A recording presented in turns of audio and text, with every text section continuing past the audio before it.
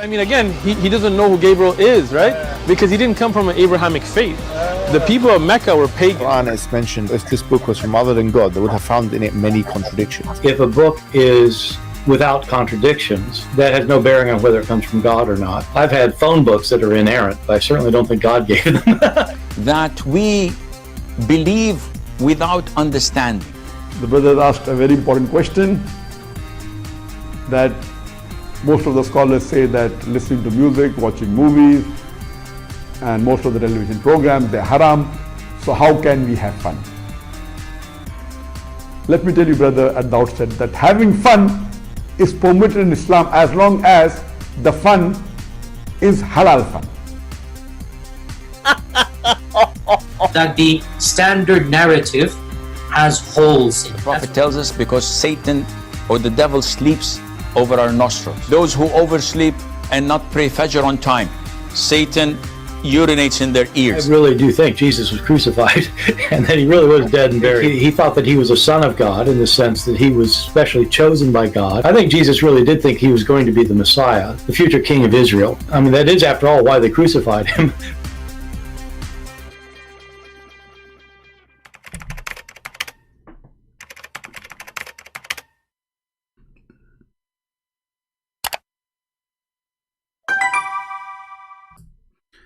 Hello everyone, and peace of Christ to all of you. Please invite your friends. And today again we have another person to expose. Actually, we did many videos before, and I just posted under his video a challenge to let me call him this coward. He will never dare to do so, but that doesn't matter. You know, we know why he don't dare to let me call him. Always ask yourself, all those who attack Christianity, why they don't dare to speak to me? I mean, as long you claim to be a rabbi, and it's very easy for you to refute us, and you are a person who people call you, let me call you too. Can I? Coward, son of Muta. So this coward, actually he looked like a hamster. You know, we made a video yesterday about hamster. This is how hamster behave. He is a coward. If somebody is a rabbi and somebody asks you about your faith, why you are going to hide your faith? Why you don't say what you believe? Because you are a hamster. That. All right, we lost the connection for a few seconds. I hope it's working back now. Is it working? All right. You know, we have a very bad storm yesterday here. Actually, we lost the internet. So, you know. So ask yourself, if somebody is asking you, why Muslims believe that Jesus is the Messiah, shouldn't you say, you know, Islam is a lie? As long as you don't believe that the Messiah is Jesus is the true Messiah, why you don't say whoever says that is a liar? The reason you don't dare to say that, because you are not a rabbi, you are a businessman. You will never dare to offend Abdul, which means you will never dare to give a true answer. Why? Because you are not a man. You are a coward. So the question, listen to the question and listen to the answer. Or interested in these things that really matter. They really matter to really go back to the original sources. Like, I didn't quote a single... Yeah, let us go to the original sources. Yeah. Let us go to the original sources. Will we have it? Potato? What's really matter? What's really matter? What's really matter? Let us go to the original sources. And now the question is, there will never be answer. And look at this second hamster sitting next to him. Single scholar tonight. Why? Because... like, we want to know, what does the original text say? Let's go back to the original. Let's, you know, read it for yourself, all right? We did. And now let us go to the question, hamster. From now on, we will call you hamster because you look like one. You can't see me, but I actually showed him earlier. Can I have a bonus round question as we go? One small one. I don't want a lot of time from you. Just a simple question. Go for it. All right. Why do Muslims keep Jesus in their tradition? I mean, even they had rabbis. They knew rabbis. They knew the rabbinic literature. At least it appears to me from the scholarship I've been digging into. They knew this. And they saw how Jews looked at Jesus as not the Messiah, but they venerated him in some degree. They seem to want to have a different kind of Jesus than what we even see in the Gospels. Can you give us just a two-minute something on this? So this really fits so neatly into what we were just discussing. So Muslims are using the term Mashiach about Jesus, Isa. Christians are using the term Messiah about what they believe in. Jews use the term Messiah. We don't believe in Jesus. But the key is that Christians, Jews, and Muslims mean something really different. Thank you. So that's a great question. For example, let's go to the heart of the matter. To Muslims, first of all, Jesus was a prophet. No more. Son of Muta, it doesn't matter. The question is, look at your title. Is Jesus the Messiah or not? Do you see how coward this idiot? He is the one who wrote the title by his hand. They are not asking you if they have Jesus as a prophet or not. They are not asking you if Jesus is a different person or not. They are asking you, is Jesus the Messiah? The son of Muta will spend 10 hours talking. He will never give the answer. And now let me show you a Muslim. He just posted an answer here. And I'm going to take calls from Muslims so we can expose Islam too. We expose the hamster who called himself Rabbi and the hamster Muhammad. A person, he called himself Joseph. Obviously you're not a Muslim. And this is the thing about Muslims. They use Christian names. It is because they don't worship him. He does not endorse Islam. He appreciates them not to worship a man. Well, you just got your prophet busted, because according to the stupid Quran, the Jews, they worship a man. Let us go to the yellow pages of Muhammad. The same verse says that the Christian, they worship Jesus. The same verse says that the Jews, they worship a man. His name is Uzair.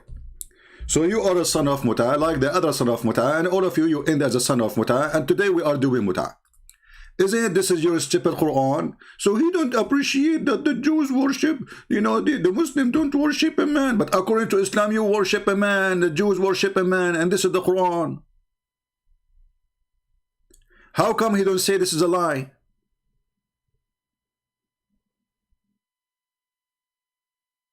Are you there, Muta boy? Isn't it? This is the stupid Quran, chapter 9, verse number 30, saying, the Zeus says Uzair is a son of Allah. Look what the heck. And the Christians say the Messiah is a son of Allah. You are not a Muslim? So what are you? What are you? What are you? Give me your religion. Give me. I'm not a Muslim. What are you? I'm not a Muslim. So what are you?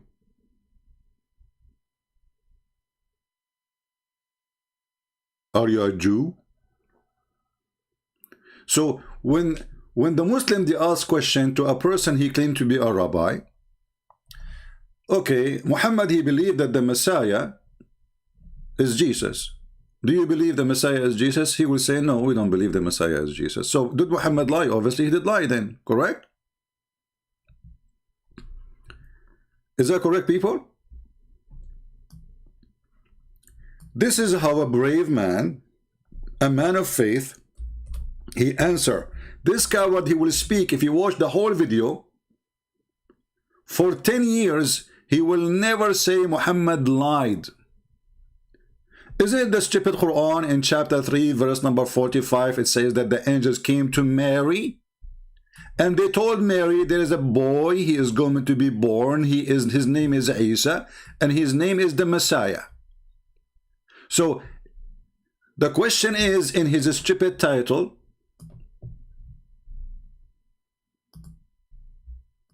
and he is the one who wrote the title, this hamster. Why do Muslims believe that Jesus is the Messiah? He will start telling you the Muslims, they believe in different Messiah, different person, different Jesus. He's a prophet for them. It doesn't matter. It's not a question. Is he the Messiah or not? Secondly, when you say different, you potato, son of Muta. When the Quran says this is the son of Mary, when the Quran says that Mary, she was a virgin, isn't it obvious this is the same Jesus? So when you're saying that Muslims believe in different Messiah, you know, he's trying to avoid the answer. He is a sneaky like a snake. He is a coward as coward can be. He is son of Mut'ah. He don't dare to say the truth.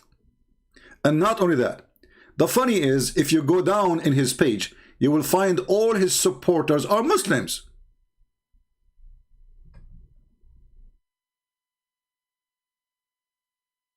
Here you see that there is something wrong. I'm going to open my Skype before I talk about next in this topic here.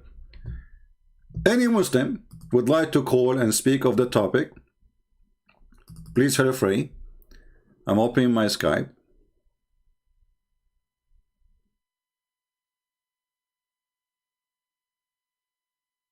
And get ready for what's coming. Let us open Skype. Mayday, Mayday, Mayday. Who is a Muslim is brave to call us and tell us what he think about this rabbi. Or he called himself rabbi. My Skype is open. We take calls from Abdul. Doesn't matter how big they are or how small. So let us read the comment. This Muslim, he is from Persia. For the first time in his life, he listened to him. All right.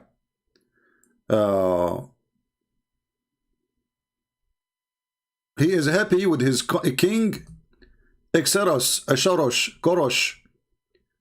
Hold on. But isn't it the Quran? Isn't it Muhammad? He curse you and curse your Caesar. Huh? What stupid people, man. He's a Muslim and you are proud about this king. Isn't it the Prophet of Islam? He says the one who is proud about his heritage before Islam, tell him to go and bite the penis of his father. Potato. Next Muslim. I am a Muslim and I love Rabbi. I am a Muslim and I love Rabbi. All right. Let us see if we have any Abdul.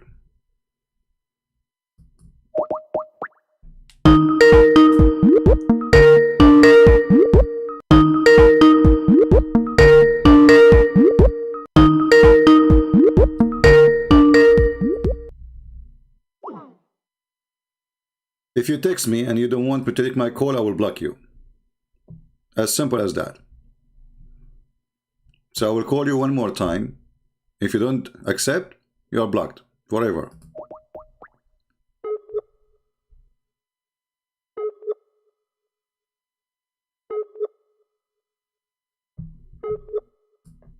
Okay, take a hike. Let us block you. Let us see the second one.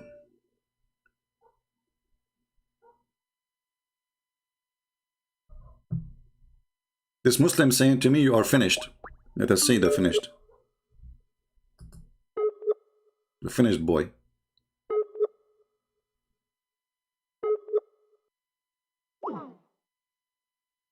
No boy. The second Muslim is a flat tire too. Let us see the other Muslim. All of them have flat tire.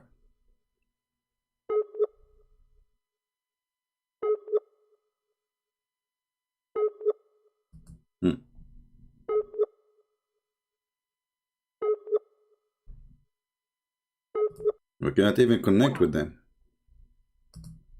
All of those Muslims, they have a stolen internet, obviously.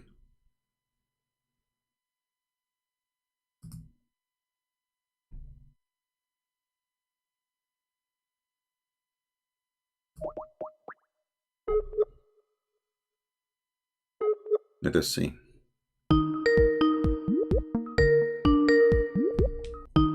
Hello? Yes, you are live on air. Hello, Christian Prince. Yes, my friend, you are live on air.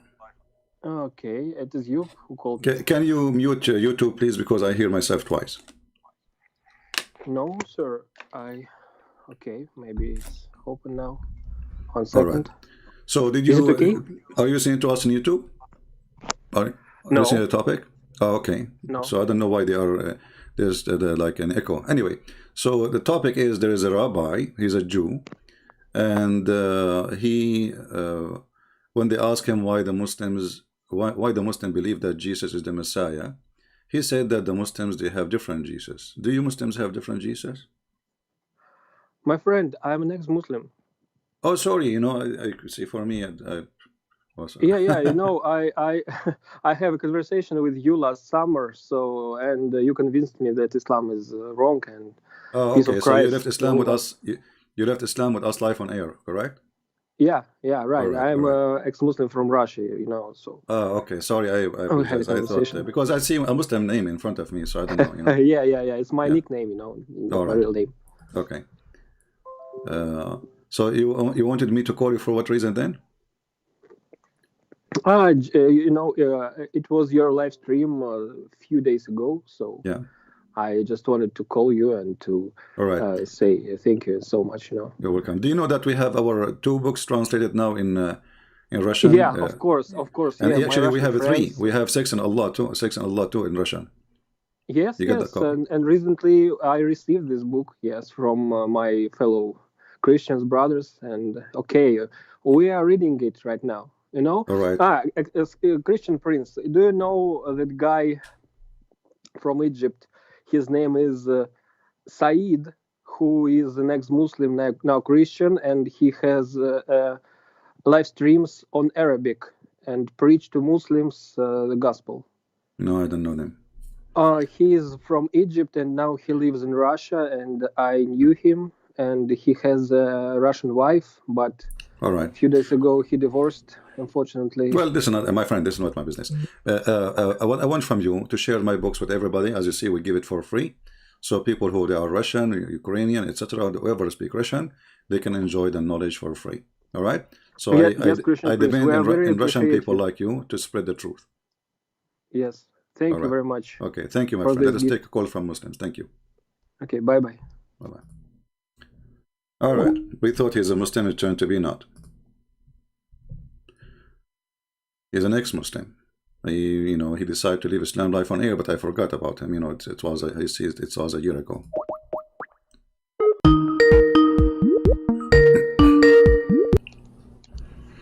Hello? Your mother is a whore. Okay. Well, thank you. Not this guy now. Not this guy. This is the same guy who, said to us, the Prophet, his God is a sun moon. Not now. We want someone else. A Muslim, he called us to tell us what he think about his mother, what you can say. You have to agree. Let us call this guy. Okay, now it's time to block you. Call declined. This guy is just trying to disturb us. Do we have any brave Muslim? Do we have any brave Muslim?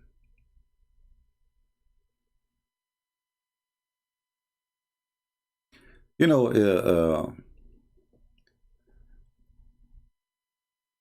what we see in front of us, proving that the Rabbi and Muhammad both are fraud. Not again this guy, what he want? Yes, Shazi. Yes, sir. How are you? Yeah, how are you? Why you are calling me now? Because you told me, you were asking me something about Christianity, and I said, I'm busy right now. No, we have a topic now. We are talking about a rabbi. His name is Tovia Singer. So you don't want to talk about Christianity at all? We are talking about Christianity, but we have a topic now. We have to, we choose a topic for today to talk about it. When we finish it, we can talk about that if you want. Okay, sir. I'm waiting. Then thank you. All right. Do we have any Muhammadan? Any Muhammadan?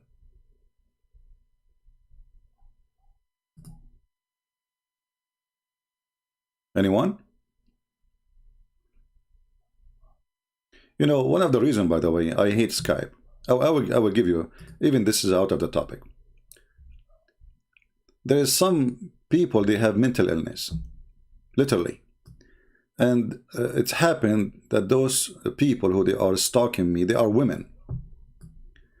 You don't want to talk to them, but they want to talk to you. They are in love, brother. I mean, look at this mad woman. Look how many names I keep blocking her, she keep coming back. I keep blocking her, she keep coming back. She keep coming back. I mean, what a mental creature. Nightmare. She is really a nightmare. Each one of those is different name in Skype. Because I keep blocking her. Each time she texts me, I love you, I'm crazy about you. Look, what the heck is that? Somebody do something. Mental illness. Lord have mercy. Do you see why sometimes I shut the chat, sometimes I shut even the comment section? I mean, there's some people, they are more stupid than Muhammad. Literally more stupid than Muhammad. I cannot even find description for stupidity no more. Let us go back to the topic. I'm a Muslim. I love Rabbi Tovia talk. I love his honesty. Hey Muslims, anyone want to explain to us what's happening here? How come you, all of you became in love with the Jews? I want really to make a case study about the love of Muslim to a rabbi, and he is a Jew. But remember, this rabbi is not a Muslim. So which means, if he don't dare to say it, still he is saying Muhammad is a false prophet. So why Muslim they are saying what they are saying in the chat here or in the comment section? Any Muslim? Who is a Muslim who love Rabbi Tovia Singer is willing to call us? I am a Muslim from Indonesia. Look, all his channel, actually, nobody watch his channel except Muslims. Is that telling you the truth? This is telling you what it is, right?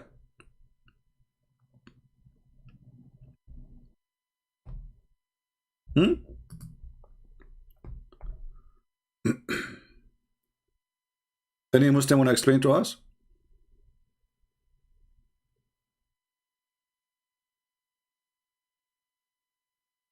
Any Abdul? Who is Abdul? Wanna call us and tell us why he love?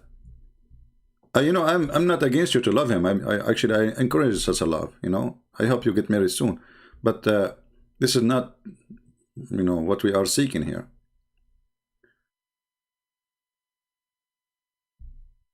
Look at this guy saying, was there a fact somebody named Jesus? Does the New Testament provide an actual fact? Is Jesus a composite? I am very interested, Rabbi Singer view. Subject, there's no Jesus. Jesus exists. So again, confirming that Muhammad is a fraud. Because how Muhammad says then Jesus exists? They don't dare to say that Muhammad is a fraud. But they do dare to say that Christianity is false. Potato. Do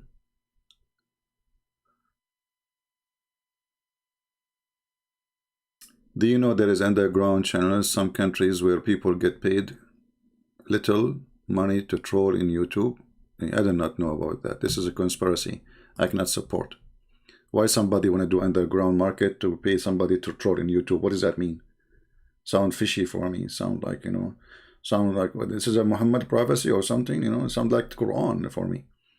Yeah, because the Quran is the book of trolling. So any Muslim wanna call us and tell us why he is in love with Tovia Singer? Anyone? And look, all of them, they are from Indonesia, brother. And no, this guy from India.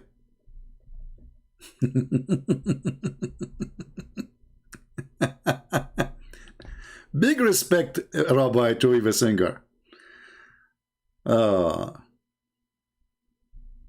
Any Muslim? And I posted a comment in his stupid video. It doesn't appear here in this page because it was before I posted the comment. I guess it was open from before. But if we refresh the page, let us do so. Give me a second.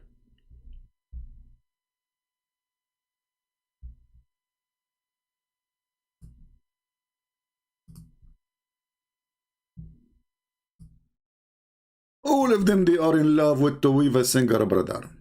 All of them. No exception. No exception. No exception. Like, what happened to my comment? I just posted a comment. It's not there. Look. Let us see, maybe by changing to sort by newest first. Maybe that will make it appear. Here we go. Tovia Singer is a coward. He will never dare to talk to me. He will never dare to say Muhammad lied when he said Jesus is the Christ. Why? Because he is a snake, not a man. Watch my video exposing this businessman who don't dare to say, see, his faith in Islam. Is that the truth? Because if Jesus is not the Christ in Christianity, well, he is not the Christ in Islam. As simple as that. Why you don't dare to say the same thing you say to the Christians? You don't dare to say the same thing to the Muslims? Because you are a hamster, son of Muta. You are doing a business. You are doing a business. You sell jewelry. You sell jewelry in Indonesia. So you will never dare to say that.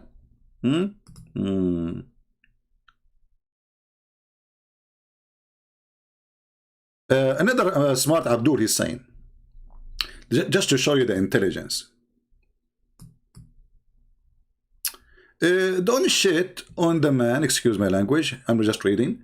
You are saying if he is a man, he do have said it as is. No, he did not say it as it, because if he don't believe that the Messiah is Jesus, then he have to say, and he have to admit, then Muhammad is a liar. So he's a coward, he will never dare say it. And then he said to me, show my face. Why you want to see my face? Are you a homosexual? You must be a homo like your prophet. Why you are interested in my face? Are you looking for a date? What you get from his face anyway? But because you have no excuse, the person he just get your prophet busted, and not only that, wait, it's even getting better. This man, he claimed that Muhammad is a big fat liar without saying it. Let us get you busted, you and him. This is the same guy, he said, that the story in the Quran about, but he did not dare to say the Quran, by the way, because he's a hamster. He said that the story in the Bible, which is in the Quran, that Mary, she was a virgin, is a story stolen from the Greek mythology. Watch and laugh. Your prophet is a fraud, according to this guy. Your prophet is a son of Muta, according to this guy. Your prophet is a fabricator, according to this guy, and he is stealing from the Greek mythology. Listen.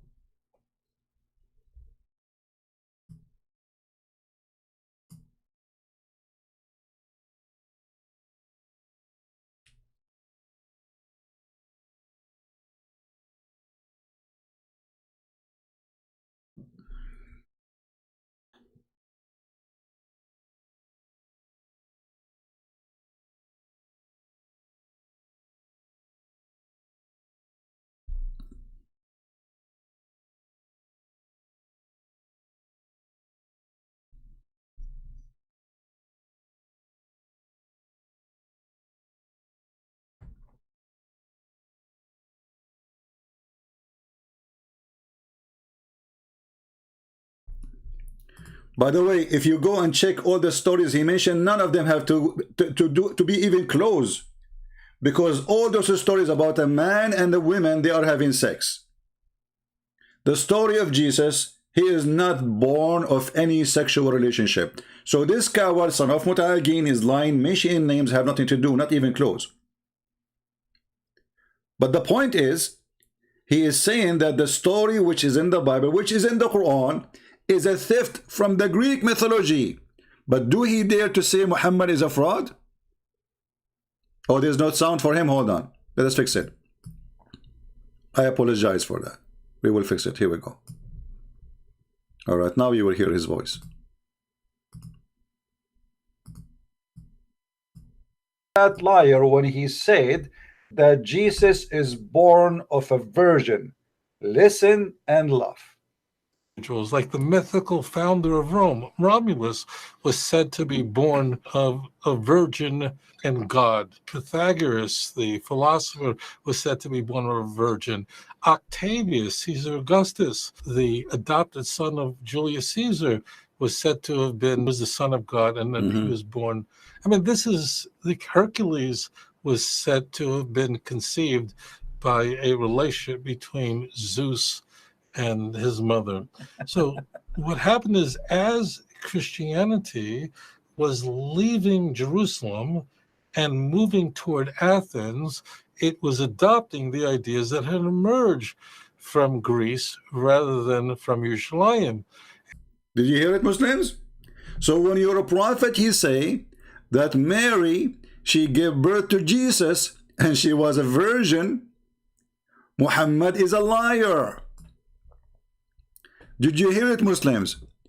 Yet in the comment section you say that this guy, we love him.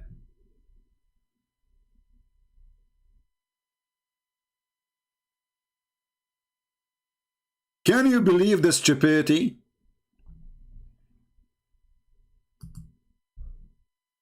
Can you believe the stupidity?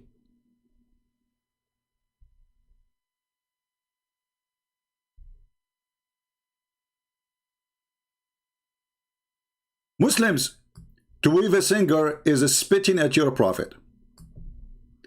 He just said, and you heard him, that the story of Mary giving birth as virgin is a story stolen from the Greek mythology. Yet you stupid Abdul, you go in his channel and you support him.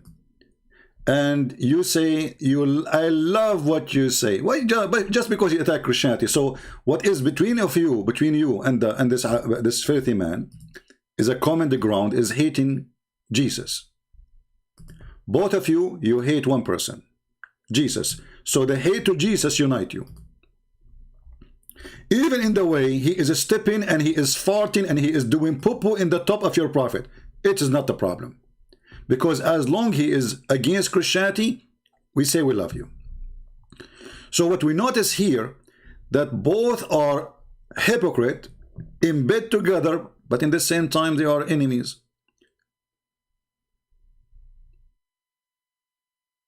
Who is a Muslim is willing to call me and tell me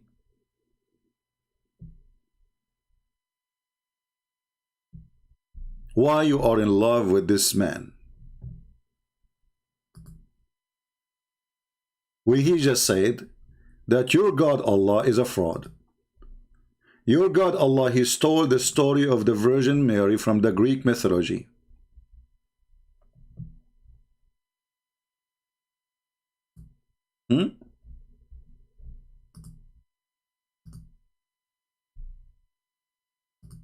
Any Muhammadan?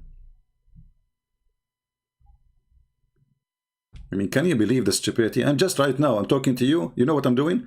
I'm just blocking this woman who is sending me kisses. I hate Skype. And if I stop accepting from anyone, then Muslim cannot contact me. I mean, I am now talking about Tovia Singer. In the same time, I'm receiving from a mad woman. She's like Aisha. I don't know what's wrong with her. Look at this. Sorry, I have to expose you because you are stupid. Look at this. What I would do with those people? You tell me.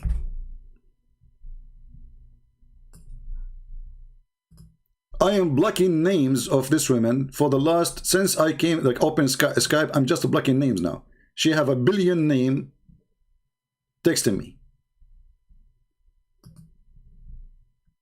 What a mental.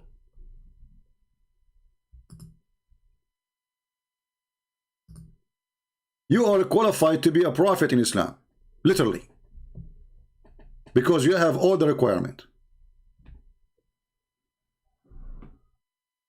Do we have any brave Muslim can call us and tell us why you Muslims are supporting this guy when he is saying that the story in the Quran is a lie? When your prophet is a liar and he's a fraud? When your God is a fraud and he himself, if the story in the Quran about Mary being a virgin is a story from the Greek mythology, that means Allah himself is a story from the Greek mythology.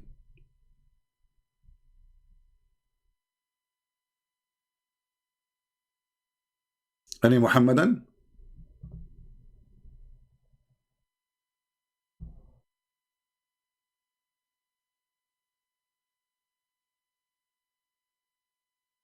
No, my friend, option. Because the Abdul, they claim that they knew who I am, and the Abdul, they claim that they have my pictures, so it doesn't make any difference. And you are wasting my time, option select. Take care, take a hike.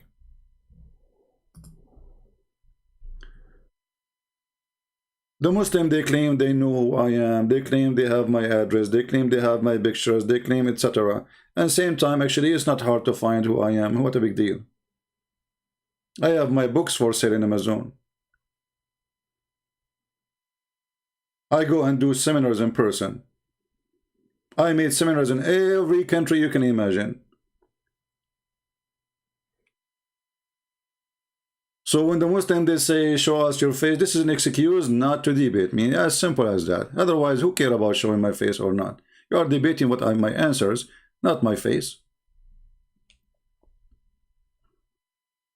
And not to forget to mention that Allah himself, he don't show his face. I am Allah, worship me. What you can do about it? Isn't it Allah, he says, at least I don't wear hijab. Your God Allah is a female. Allah, he says, he wear hijab. Am I lying? So look at those idiots. They try to change the topic to be something else. Who care about my face? Am I a prophet? You want to worship me? I am Allah. I'm a person exposing your lies. It's not given to any human being that Allah should speak to him unless by inspiration or from behind a veil. I am not wearing a veil. Your God Allah is a female. He's wearing a burqa. The word there is a translation for the word burqa. So your God is a female wearing burqa. Why you don't ask your Allah to show his face?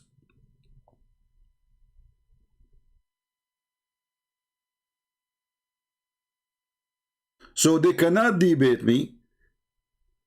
They have to run away from debating me to talk about something else. Show us your face.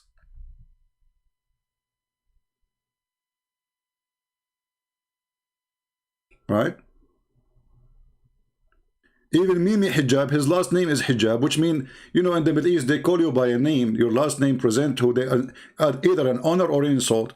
When a man is called his last name Hijab, simply it's an insult. Imagine your last name is Burqa. So obviously he's coming from a coward family, maybe. Maybe. Now, we don't care really about private Tovia Singer. Let us debate. Another troll.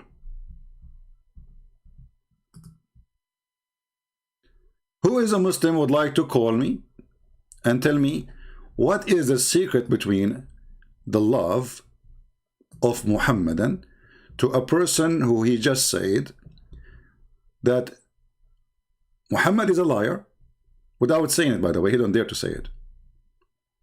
The story of Mary is a mythology, and Islam is a fraud. And yet you Muslims, you sponsor him. I want to know the secret. Is it true that because of you hate Jesus? Is that really the reason?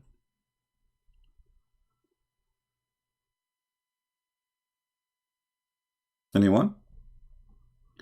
Ali Dawa, he sent FaceTime debate with the Christian Prince. What FaceTime is? What is that? There's something called FaceTime and AceTime. Here we go. I am in Skype. Anyone who dare to call me, let him call me. All of them, they are coward. They will never dare to do so. Get out of here. Fake.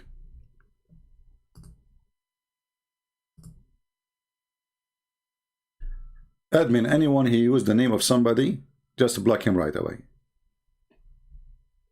Like sometimes I see somebody using those Abduls from YouTube names coming here to make fun of them. Even if they are Christians, block them. We don't do what Muslims do. Any Muhammadan?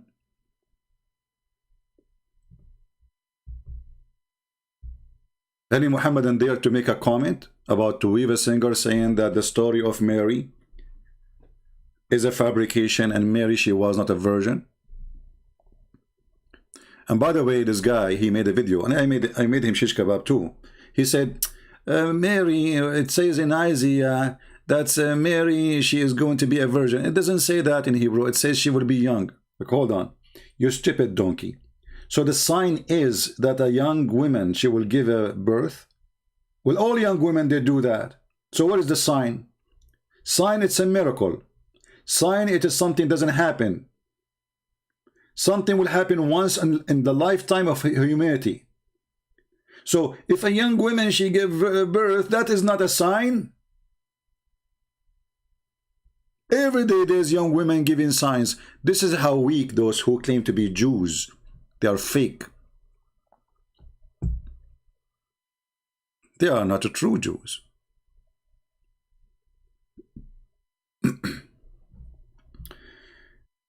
You know, when the Bible speaks about the synagogue of the devil, synagogue of Satan, he was speaking about specifically about such a people like this guy. If you go to the book of Malachi, you will see in chapter 1, it says clearly that the Lord, he said, I have loved you. Okay, talking to who? He's talking to the children of Israel, right? But in the same time, you will see how, you know, the Bible says the Lord, I have loved you. But you say, how have you loved us?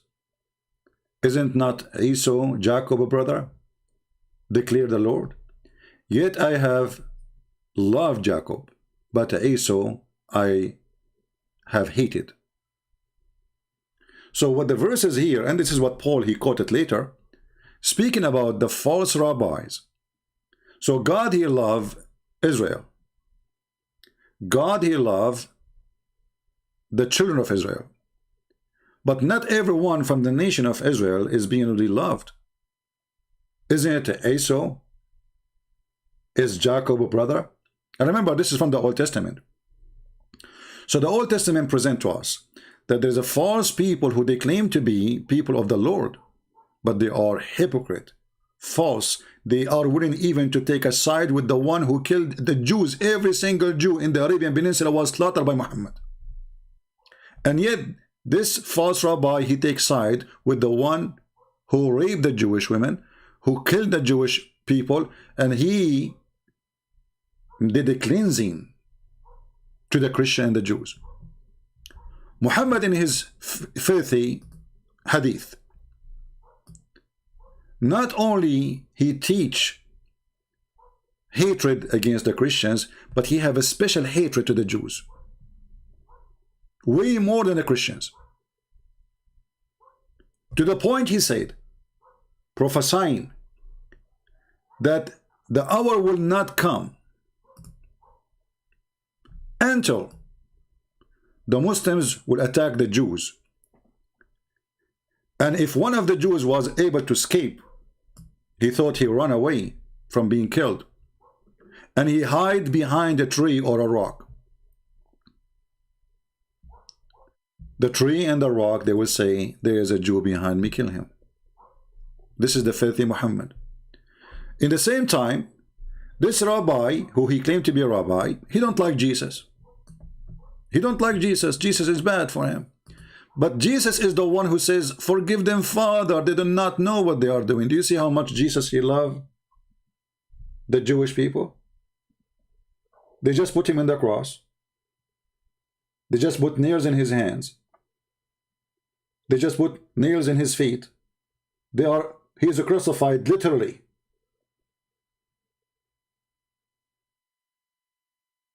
And even though he said, forgive them, Father, they do not know what they are doing. So you tell me how in the world somebody he taught us to love the Jews, they hate more than someone he killed the Jews. How this coward, and why this coward don't dare to say that Muhammad is the biggest threat to our existence to be alive, not only to religion. As you see, this filthy Muhammad is teaching genocide against the Jews.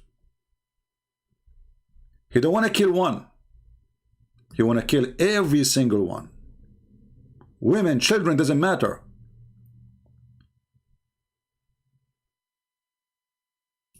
If we go back to the comment section and we see that the Muslim says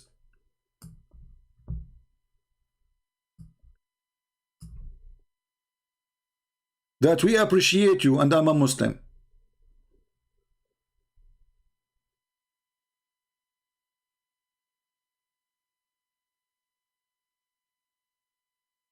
Like here, there's an honest person saying extremely misleading view. Islam is not Abrahamic faith. Good for you, my friend, Mr. Nathan. Look, he's an African brother. He is saying the truth. Islam is not Abrahamic. That is true. Today, we have a wave of people trying to sponsor the idea that Islam is Abrahamic. Even Trump himself, he signed an agreement between Emirat, Bahrain, Israel, called the Abrahamic Peace. And here you see how politics is deception. Now Islam is Abrahamic just because they want to get the benefit of politics. You see? The Abrahamic agreement. This is what they call it. So you have three liars, Trump, the Muslim leaders, the Jewish leaders. They are lying to each other. Oh, we are Abrahamic. Just in order to make a politics achievement. But all of us, we knew that this is a lie. I am a Muslim. I love Rabbi Tovia talk. I love his honesty. But look what happened here. When the Muslim, they say, I love his honesty, that means Muhammad is a fraud. Why? Because he said that you will find between those, the most people who hate Muslims, according to Muhammad, is those who call themselves Jews. Muhammad was wrong, look like it. Muhammad was wrong. Muhammad actually was a liar, because as you see, there's love between the Jews and the Muslims these days. It's not working with Muhammad. So when Muhammad, he said, especially by the way, Muhammad for sure, he considered the rabbi is the biggest enemy. This guy's a rabbi, right? Okay.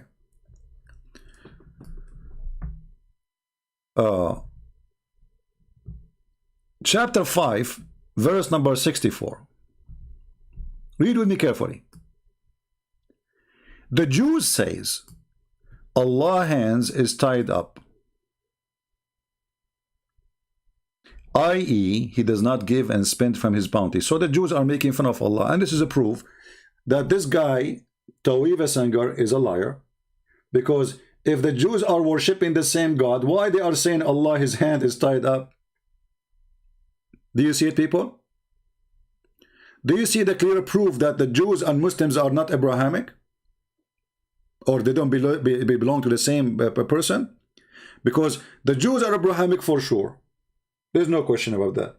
So if the Jews are Abrahamic, and the Jews are making fun of Allah in the time of Muhammad, so how they are Abrahamic? People, are you listening? So if somebody in the future, he says to you, oh, we are Abrahamic, say to them then, so how come chapter 5 verse number 64 says that the Jews are making fun of Allah? Does it say in the front of us, it says the Jews say Allah's hands is tied up, they are making fun of this Allah, right? So if the Jews, they worship Allah, then they will never even dare to mention the word Allah. It's like saying Elohim, his hand is tied up. They will never dare to say that. It's like saying Jehovah or Yahweh or whatever word you can use, or Adonai or Hashem. They were never there to say that, because those words they used to call their God. But they are calling the God of Muhammad, making fun of him that he is disabled God, he can do nothing. So people, did we take a note? People, did we take a note? If you want to prove to the Muslims that the Jews, they never believe in the God of Muhammad, which chapter we use? Chapter 5, verse number 64. I want to see people typing it in the chat to be sure that your people remember it. When you want to prove to the Muhammadan that Islam have nothing to do with Judaism and they are not Abrahamic, you use what? Chapter 5, verse number 64. What is exactly in this verse? The Jews are making fun of Allah.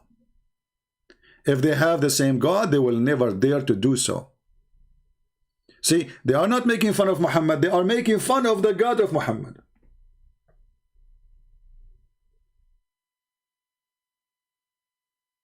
And then the response of Allah saying, Allah is cursing them.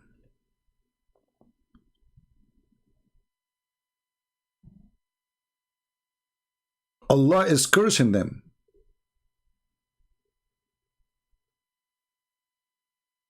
And not only that, it says Allah will put enmity in their heart until the day of resurrection.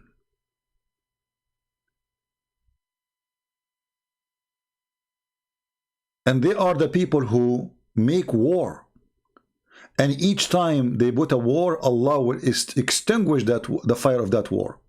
Why? Because they are people of mischievement. And here, by the way, the translator, he exposed Islam. Because do you see the word Makkar? Makkar. You see Makkar? Or Makers? The Muslim translation, now because they are using it for the Jews, they did not hesitate to say the one who do mischievement. But Allah is Makkar.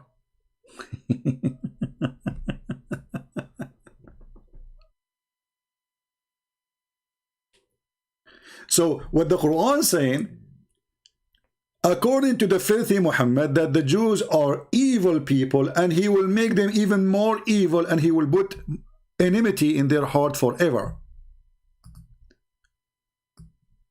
Do you see it? So how come suddenly the Muslims, they are in love with Tovia Singer? Look like again Muhammad was wrong. The Quran is saying that the Jews, they do mischievement, but Tovia Singer is not. He's a good boy. Look how many Muslims sharing their love and their harmony to Tovia Singer, brother. Huh? Look, the Muslims, they are saying to him, we love you. Do you love me, baby? Huh? I'm a Muslim. I love Rabbi Tovia Singer. Miss Gomez saying, do you see the love? So again, the text in the comment proving that Muhammad is a fraud. Because if this guy really is not evil, and if Allah, he promised that he put in the heart of the Jews evil until the day of judgment and hatred, then we find that there is a guy, his name is Tovia Singer. He's like a Santa Claus for the Muslims. They are in love together. Why? Just because he insulted Jesus. And here you see that Islam is an antichrist religion. Because what they share together? They share one thing. Both are antichrist. And when I say both, I'm not speaking about the Jews. Remember, we Christian believe, remember that Paul, our great brother and church father, he was a Jew. And by the way, this coward in the video, he says, the Muslim, they hate Paul. So now we share something. We hate Paul, they hate Paul. Abdul, son of Muta. Muhammad never said something wrong about Paul. Do you know that? And not only that, the Quran is claim that Paul was one of the 3 messengers sent by Allah to the city of Antioch. So again, your knowledge about Islam is zero and you are a potato. You are a certified potato coward. If we go in the Quran,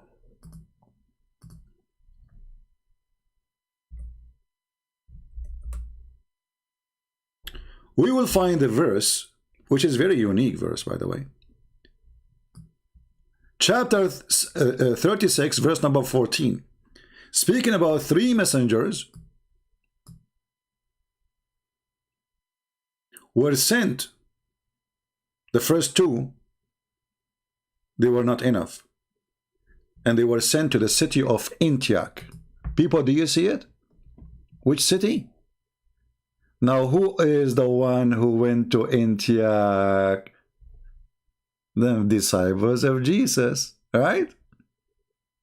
Correct? Hey, Muslims, even your stupid Quran support that Jesus is God. Why? Because those are three messengers of Jesus. So how Jesus is a messenger, but he can send messengers? Isn't it messengers can be sent only by God? Do you see it? Three messengers were sent to Antioch. Who are they? We can go right now to Ibn Kathir, to Al-Thalabi, to many interpretation, and you will see that those three are, one of them is Paul, the second is Peter, the third is John. What you will do now? Tovia Singer is in trouble. We have Abdul. Let us see if it's true Abdul or just a troll.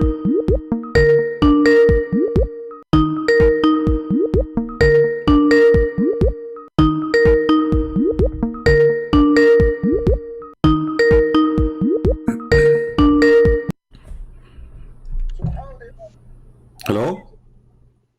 Hello? Yes, you are live on air. Go ahead. What do you want to say to us? Are you a Muslim?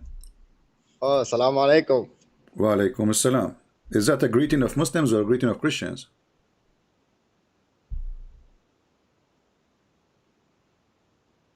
Hello?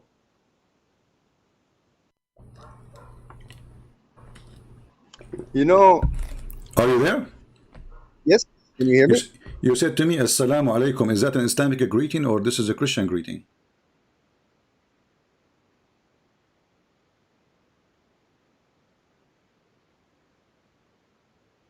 Hello?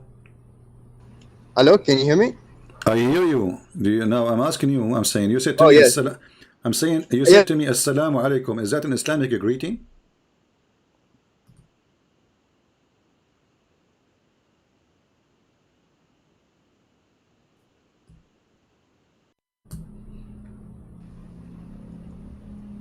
I think you have a bad internet. Oh. You hear me now? Maybe if you exit any other program, you have it on.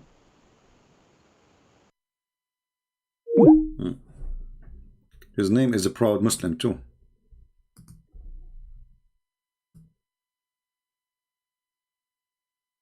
Let us see how proud he is.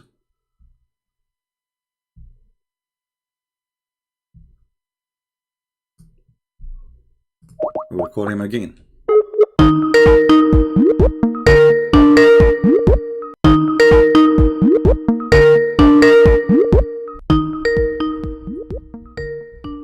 You will lower the sound until he answer.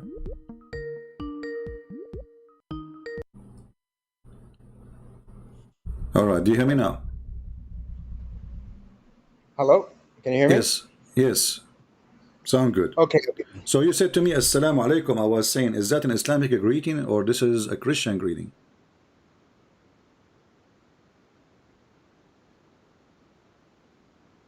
What's wrong with this connection? I cannot talk to you, my friend. Sorry, I have to hang up. I mean, get better internet and text me. We cannot do it this way. You see, even assalamu alaikum is a theft.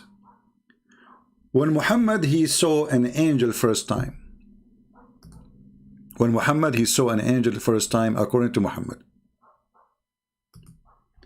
He's saying he was downloading something. Okay, so are you done downloading now?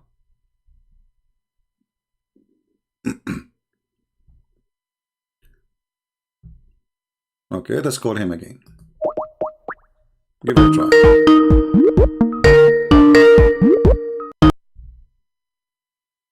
We'll mute the sound so you don't hear the noise of the ringing, which is annoying.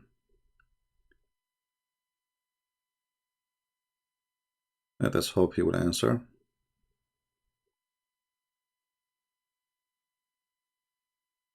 Yeah, Muslim countries are very, very active in downloading illegal software for free.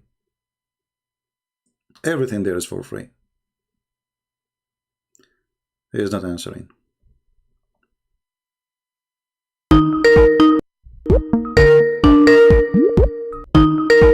Well, I have to engage again. Okay. So when Muhammad, he first time met an angel, anyone ask himself why this angel never said to Muhammad, Assalamu alaikum?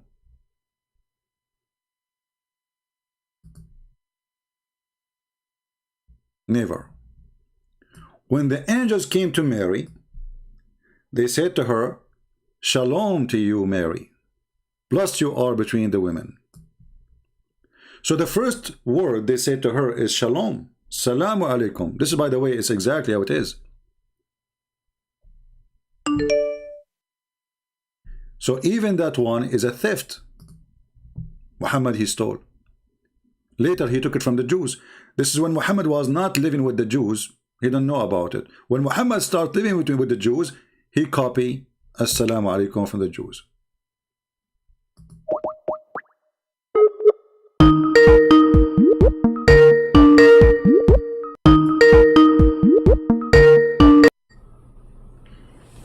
Hello. Yes, you hear me now? Shalom alaikum. Shalom alaikum. Shalom alaikum. That's good. Okay. So why your prophet did not say? So why your prophet never say, the angel when he came to him never said to him, Shalom to you, Muhammad?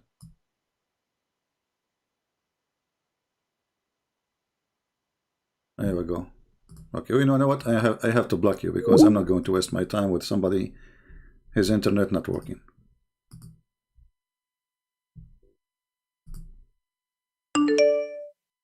My friend, only Muslims can call me. If you aren't a Muslim, you cannot.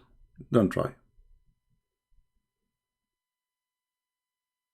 Any Muhammadan?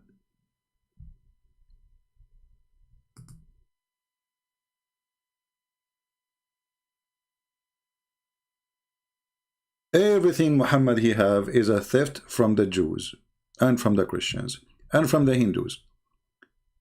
If you remember, we showed you before a video of Zakir Naik saying in the concept of God, he said that the concept of God in Hinduism and the concept of God in Islam is exactly the same. Is what? Is exactly the same.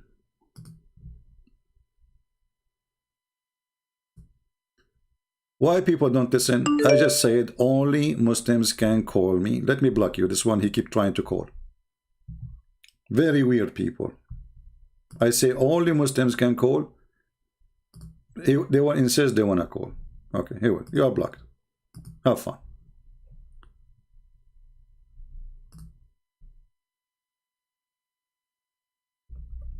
The concept of God.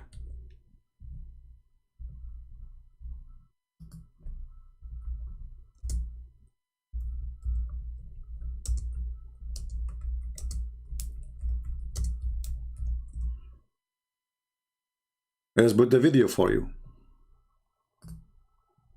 Out there. This is a video made by Zakir Naik. Even the Photoshop of the thumb made by Zakir Naik, and this is the channel of Zakir Naik. The concept of God in Islam is exactly the same concept of God in Hinduism. Literally. It's not me who said that. It is Zakura. Zakura, go. regarding the concept of God in Islam is quote to you Surah Ikhlas, chapter number 112, verse number 1 to 4, which says, Qul huwallahu ahad. Say, He is Allah, one and only. You see, the word ahad in Arabic mean one of.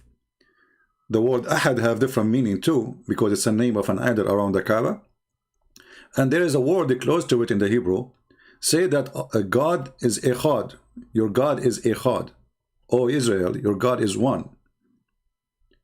So either Muhammad is trying to steal from the Jews, or Muhammad made a mistake, because the one in the Hebrew, echad, does not mean one as a person. Echad mean unity. This is why the same word used when it says that the man, he leave his family and he become echad with his wife. So if the word echad is one as a person, as number, then the word is used wrongly when it's speaking about marriage. Echad is a merge, is unity. So here Muhammad copying from who? Let us find out.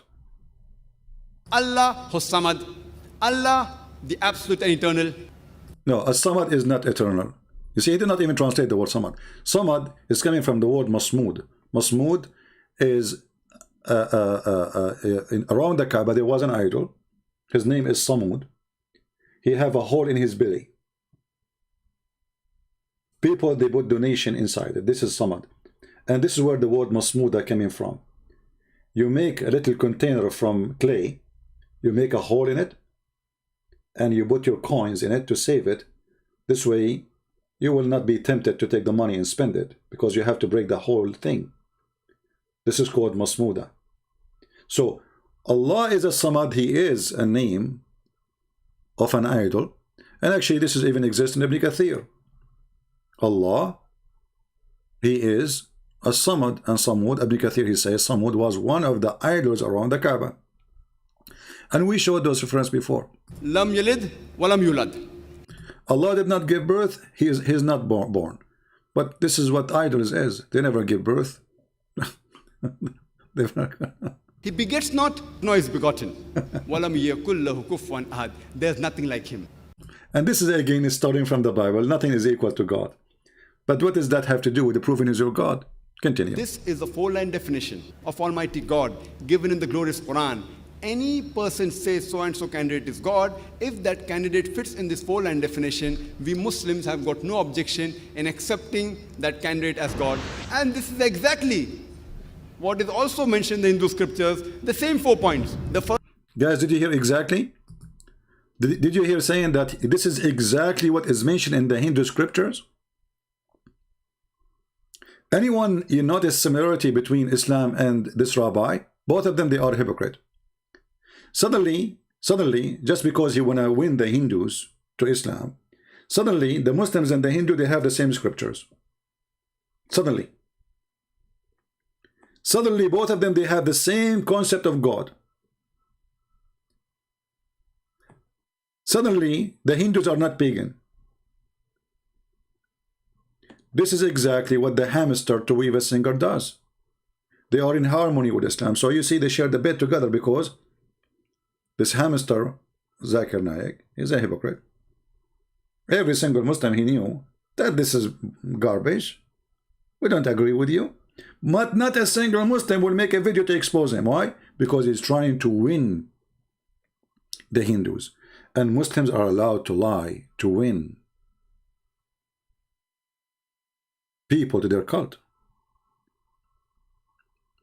You see why I'm saying this? They are allowed to lie in order to win. It's not rejected.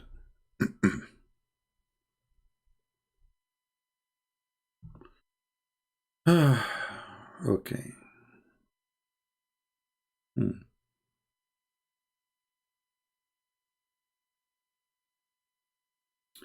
All right, I don't know. This person is saying to me, I'm not going to show it. I don't think he's using a real name anyway, but I'm going to show what he is saying.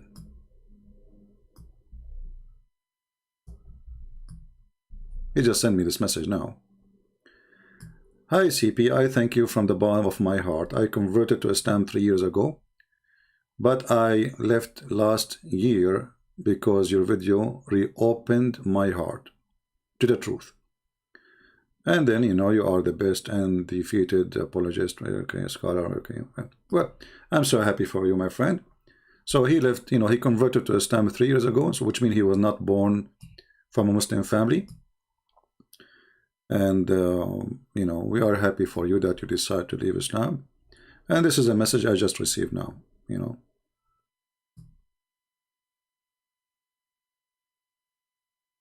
$12:16 and still texting me actually, you know.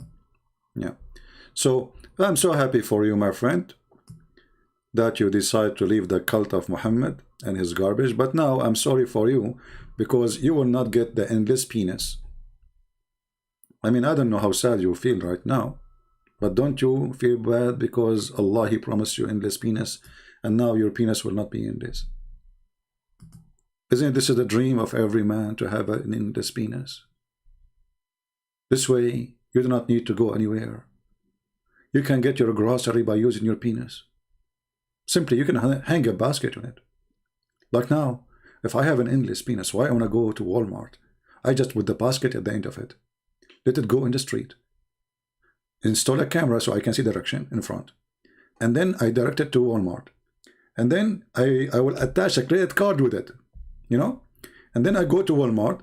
I fill up the basket, you know, like somebody will assess your penis there, don't worry. You know, I mean, come on, because that will be a business for them, because everybody will use a business then. I mean his penis. So, my friend, you left Islam and now you don't have you will not have an endless penis. I'm really, really sorry for you. Don't you want to have a woman with big boobs? Booby? Don't you want to enter the booby land? The booby land where the booby god is there and enjoy the big nipples?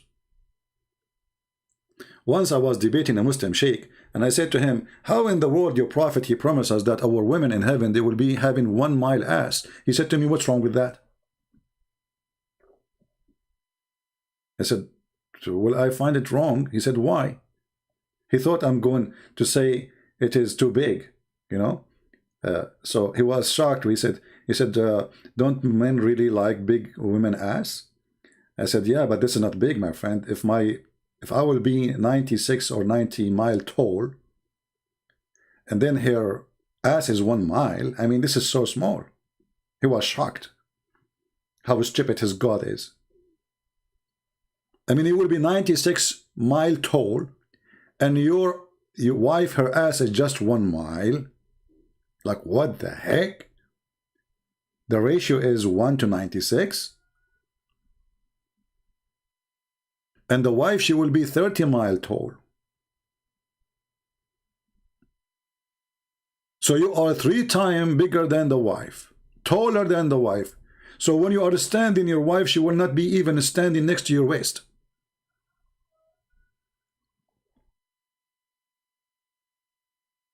Do we have any brave Muslim who would like to call us to make comment about the topic?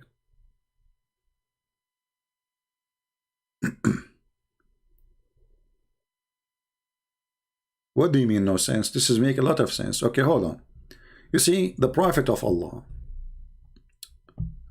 sallallahu alaihi wasallam, the Muslim, they don't even dare to say his name without saying sallallahu alaihi wasallam. Sallallahu alaihi wasallam. Once I called the TV station, I keep saying to them, Salli ala Rasul, Allahumma salli wa sallim wa sallam. I say, you know, pray more in the Prophet. They say, 4 minutes, 5 minutes, 6 minutes, and they don't dare to say, for God's sake, what is your question? Why you are calling us? The coward, they don't dare to say, what's wrong with you, man? Stop repeating the same thing. I keep saying to them, pray on the Prophet. And they repeat. They don't dare to say stop. Because if they say, stop praying on the Prophet, the TV will be shut. They will burn it for them. They don't dare. And everybody, you know, I was trying to hold the people around me not to die laughing because the sound start coming. So I moved to a different room, you know. So, Salli ala Rasul, Allahumma salli wa sallim wa sallim. Eid as-salah ala Rasul. Zid as-salah ala Rasul. Allahumma salli wa sallim wa sallim. They don't dare to say stop.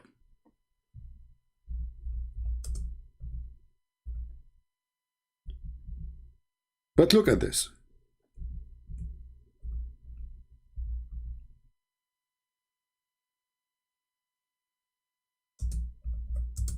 Muhammad is the first prophet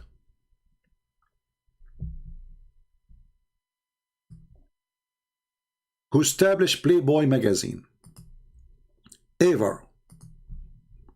The idea of porn magazine was not created by a perverted man in USA. It was created by Prophet Muhammad, peace be upon him. As you see, all those hadith.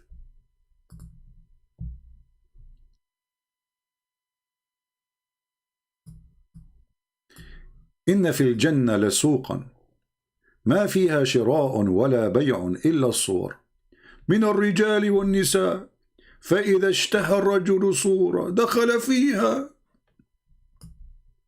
Translation: Indeed, in paradise there is a market in which no buying nor selling except for images of a man and a woman. So whenever a man he desire an image, he enter it and if it. So our friend here who sent me a message in Skype saying he left Islam, my friend, you will miss it. I mean, come on.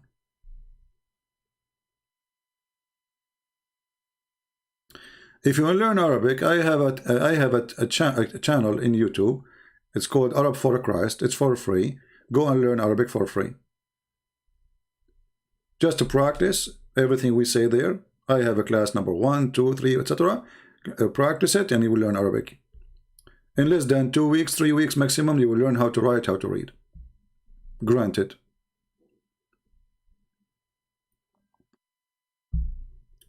Do we have any Muhammadan? Remember, by the way, here this hadith is teaching homosexuality too. Because the images is images of men and women. It's not images of women alone. So what is in the magazine? The magazine has or contain images of men and women. Okay? So images, let us make a line. Of who? Of men and women. Okay, who is the customer? A man. Do you see it? So the man, if he desire any of those images, which is images of what? Images of men and women. Images of men and women. So if this man, a Muhammadan, he desire an image of a man, he jump in it and they if each other.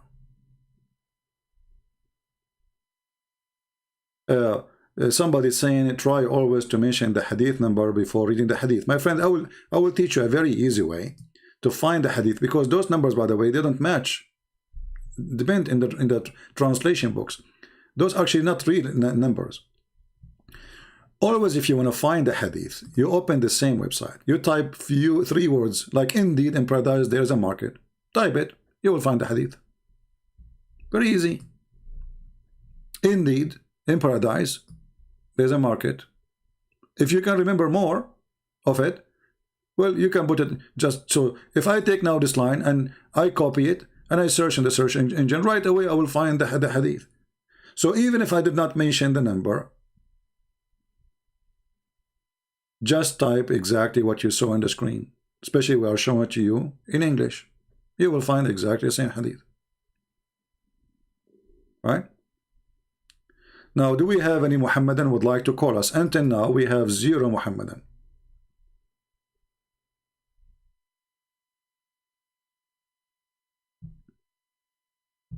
Anyone?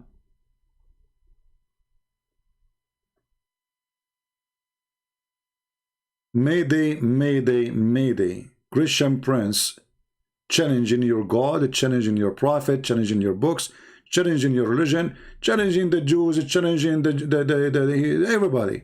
Who dare? Who dare? Do this guy, Tovia Singer, dare to let me call him and have a conversation for a few minutes?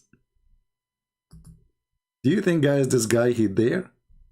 Here we go. I even posted a comment for him, but he never responded. Actually, I sent him an email and I made a video about it. He never responded. I made an email live and sent it to this coward. This is a long time ago. He never heard of my email. He played dead.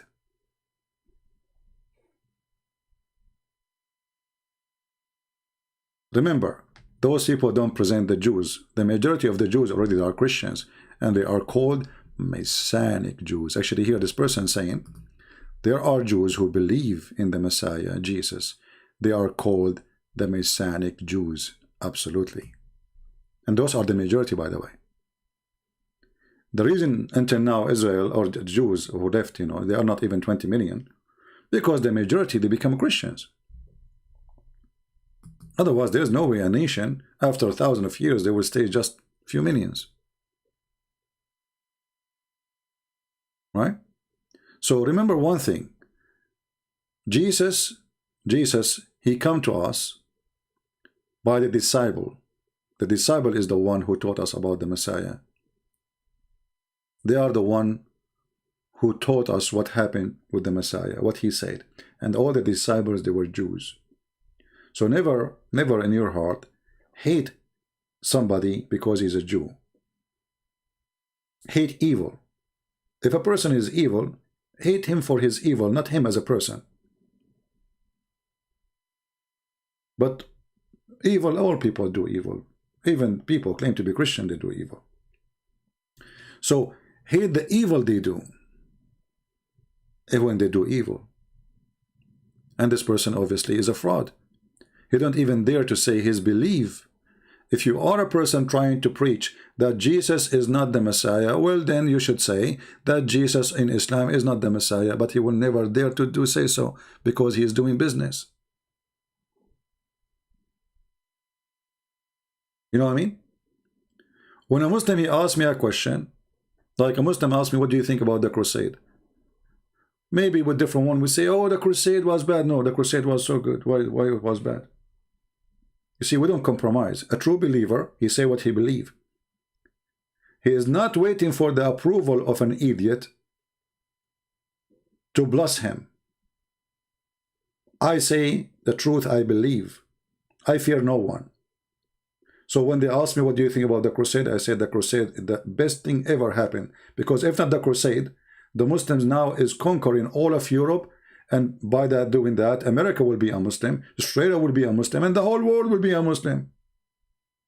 It was the crusade who gave us the freedom today.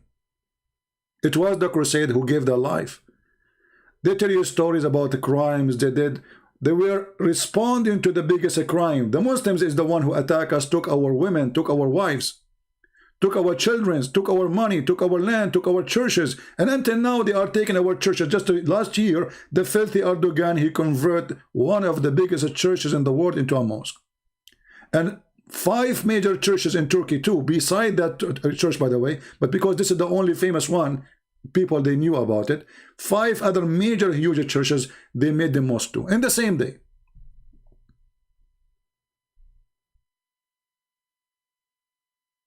The crusade never happened for 600 years. The crusade happened after the Muslims attacked us.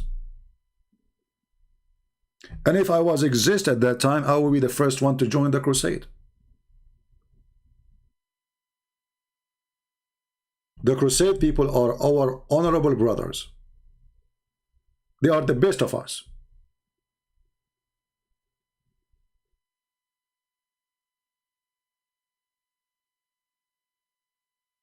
And history try to make them look bad, as if they are the invader, when the fact they are the one who was defending. This is a land the Muslim never exist in. Even the Muslims agree that the first time a person spoke Arabic in the Middle East, in the area between Syria and Jordan and Israel, and all the way to Tabuk, all the way to Iraq, then nobody speak Iraq, all of it. Nobody speak Arabic. They speak Aramaic. This is why in history there's something called Ta'arib al-Dawawin. What does that mean? Even when the Muslim they occupied because they are ignorant, as Ibn Khaldun he said. Ibn Khaldun he said, and he's a Muslim, he says the Arab they were savage, they are willing to burn a library in order to cook a dish. Go and read the introduction of Ibn Khaldun.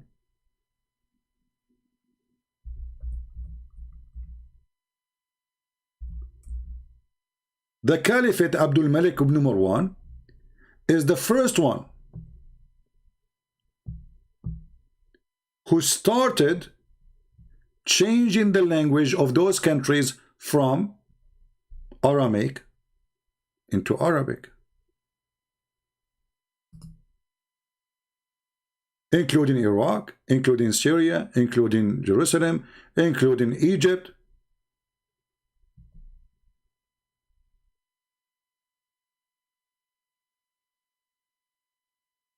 This is a history written by Muslims.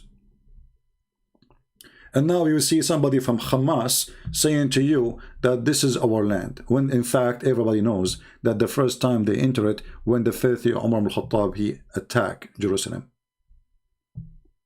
And God is good. We have it back. And we will never give it back.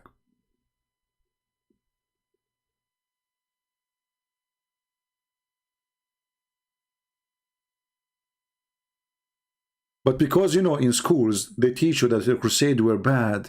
So, you know, they poison the brain of kids. They try to poison your kids about the crusade. You tell me what the bad about the crusade. Who is the one who invade who? Who is the one who attack who? How the one who is defending is the bad and the one who attack is the good?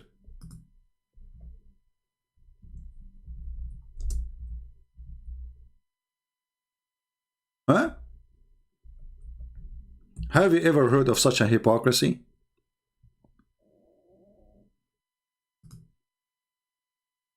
So the one who attack us is the good guy, and the one who defend is the bad guy.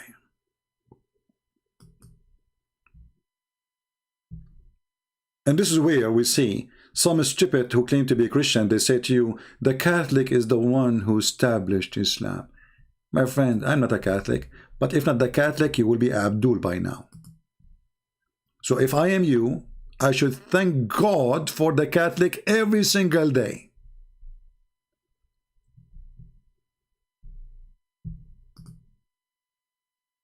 I say that to the dummies, you know. I'm not a Catholic, remember that. But those who lie and say the Catholic who made Islam, so who was the Crusader then, you idiot? Isn't it amazing how stupidity is working?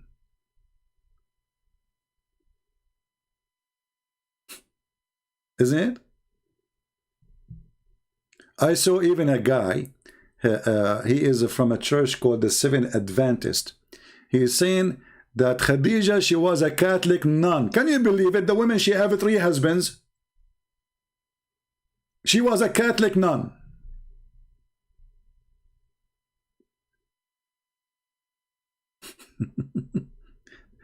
This is why I say those priests from any church who divide us as a Christians, they are the enemy of Jesus. Not only this rabbi is an enemy of Jesus. You have a priest inside your church who divide us. We Christians, we are powerful when we are united. Catholic, Protestant, Orthodox, one church. The Satan, my friend, he understands very well. Divide and conquer. You do not need to be a genius. Divide and conquer. When we divide them, we can conquer them. If they are united, they are 3 billion human beings. How in the world we can conquer them? A true Christian is the one who don't let Satan divide so he can conquer. And not only that, the Quran says to you that Allah, He have a plan to divide and conquer. Do you know that? Quran is giving you a clear message that Allah is Satan and He wanna conquer you by dividing you, by spreading hatred between you. If you go to chapter 5 verse number 14, it says it clearly that Allah will spread hatred and enmity between the Christians until the day of resurrection. We planted among them enmity and hatred till the day of resurrection. So when somebody he is a priest and he divide the Christians, he is serving the devil Allah. Are we clear? When somebody he claimed to be a priest, or even a normal person he claimed to be Christian, and he start attacking Catholic or Protestant or Orthodox, he is no Christian. He is serving Satan Allah.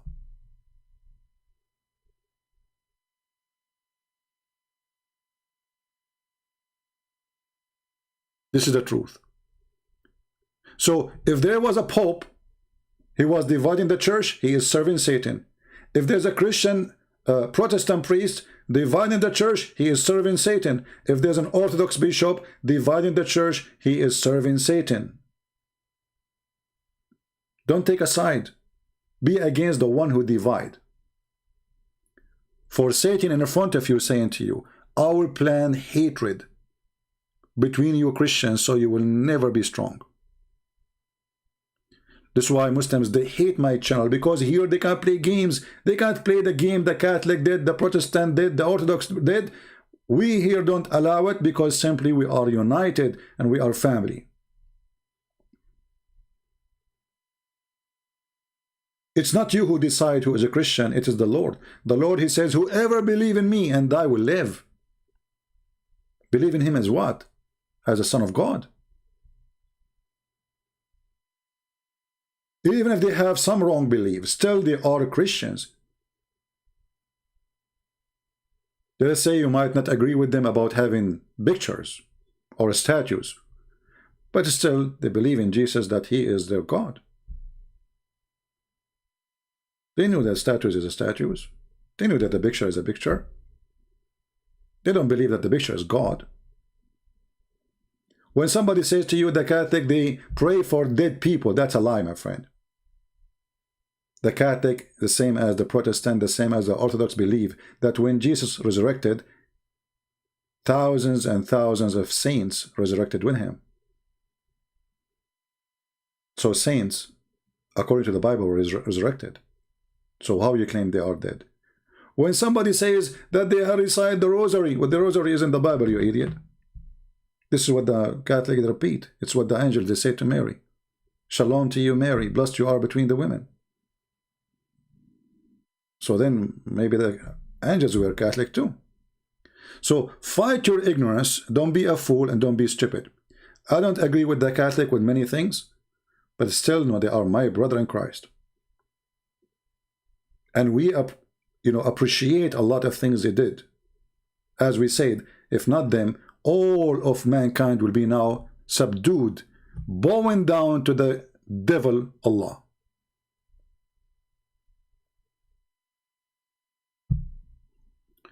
Do we have any Muhammadan?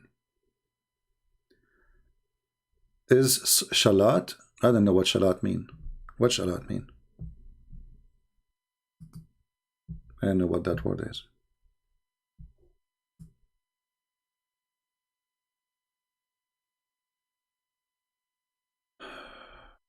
Okay.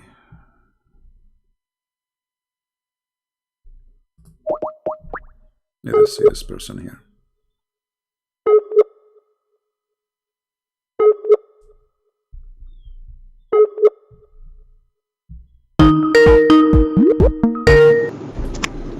Hello? Hello? Yes, my friend, you are live on air. Hello. Christian Prince, are you there? Yes, I hear you. Sure. All right, are you there, Christian Prince? Yes, my friend, you are live on air. What do you Oh, want to say to okay, us? sorry. Yeah, sorry about that. I was connecting my Bluetooth. I'm an American Muslim, and I recently converted to Islam, and I've been watching your videos on YouTube. And well, at first I got angry with you over some of the things you were saying. I've been looking into some of the things, and I think I've made a bad decision. And now I feel like I need to come out of it. But if I do that, I'm not going to tell anybody about it because I've recently learned about the apostasy laws, and I just think that I'm going to get some serious backlash. So I guess I'd be better off. No, my friend, don't worry. You live in USA, they will not even dare to touch you. Those cowards, they will dare to touch you only if you live in their countries. No way. Yeah, when I converted, I was told this beautiful story about how Islam is the only monotheistic religion left, and how Muhammad is the seal of the prophets, and Islam only engages in war if it's defensive war, and they were very nice and they were very kind when speaking to me. And they also said they believed in Jesus and they believe that Jesus will come back. And I did some investigation into the Islamic belief and how Jesus will come back. And what I found shocked me. According to the Islamic belief, if I'm understanding, is that when Jesus comes back, he's going to kill the pigs, which means Jews, and break the cross, destroy Christianity. And so, while it's true that they believe in Jesus, they believe in a very different Jesus than the one I was raised with. The Jesus in Islam is hostile towards traditional Christians and Jews, and that's one of the many reasons. I was angry at you at first, but I'm actually glad that you do what you do because there's so many things that so many Muslims don't know about their own faith, and myself included. So I just thought I would give you a call. Did you ever call me before? Did you ever call me before? No. No. Yeah. Because there's some silly people they say and they called me before, but you did not. Yeah. People, they are silly. Yeah. So my friend, so did you decide today to leave Islam? Yes. I mean, to that. And what about becoming Christian again? Do you accept Jesus as your Lord and your Savior? Yes, I do. I mean, to that, and we are happy for you. And I feel terrible for that dude. There's a lot of really good Muslims out there who I don't think that they either don't know about the core things that Islam teaches. Another thing that Islam teaches is that women don't have the same rights as men do. I mean, yes, they have rights, but I'll give you an example. The Quran teaches that a woman is required to submit to the sexual needs of her husband, and if she doesn't, Allah and His angels will curse her all throughout the night when she's asleep. And a man is able to unilaterally divorce his wife, no questions asked. A woman can't do that in Islam. A man can have up to 4 wives, although Muhammad could have more, which a privilege. Sexual privilege to the cult leader. Right, exactly. And not only that, Muhammad had sex slaves. He sold sex slaves. So I've been doing a lot of investigating into the faith after I converted, and I should have done more before I took the Shahada. Yeah. For how long you been a Muslim? Not very long. About 3 months. Not very long. Few months? Yeah, a few months. Okay. I was curious. I went to a mosque. I met some very nice people there. They were very open, very welcoming. I was actually surprised on how open and welcoming they Well, would they are be. nice because they wanna win you. You know, this is the game. You know, what do you think they will be rude to you? I mean, they're trying to win you to join us, right? So it's a trap.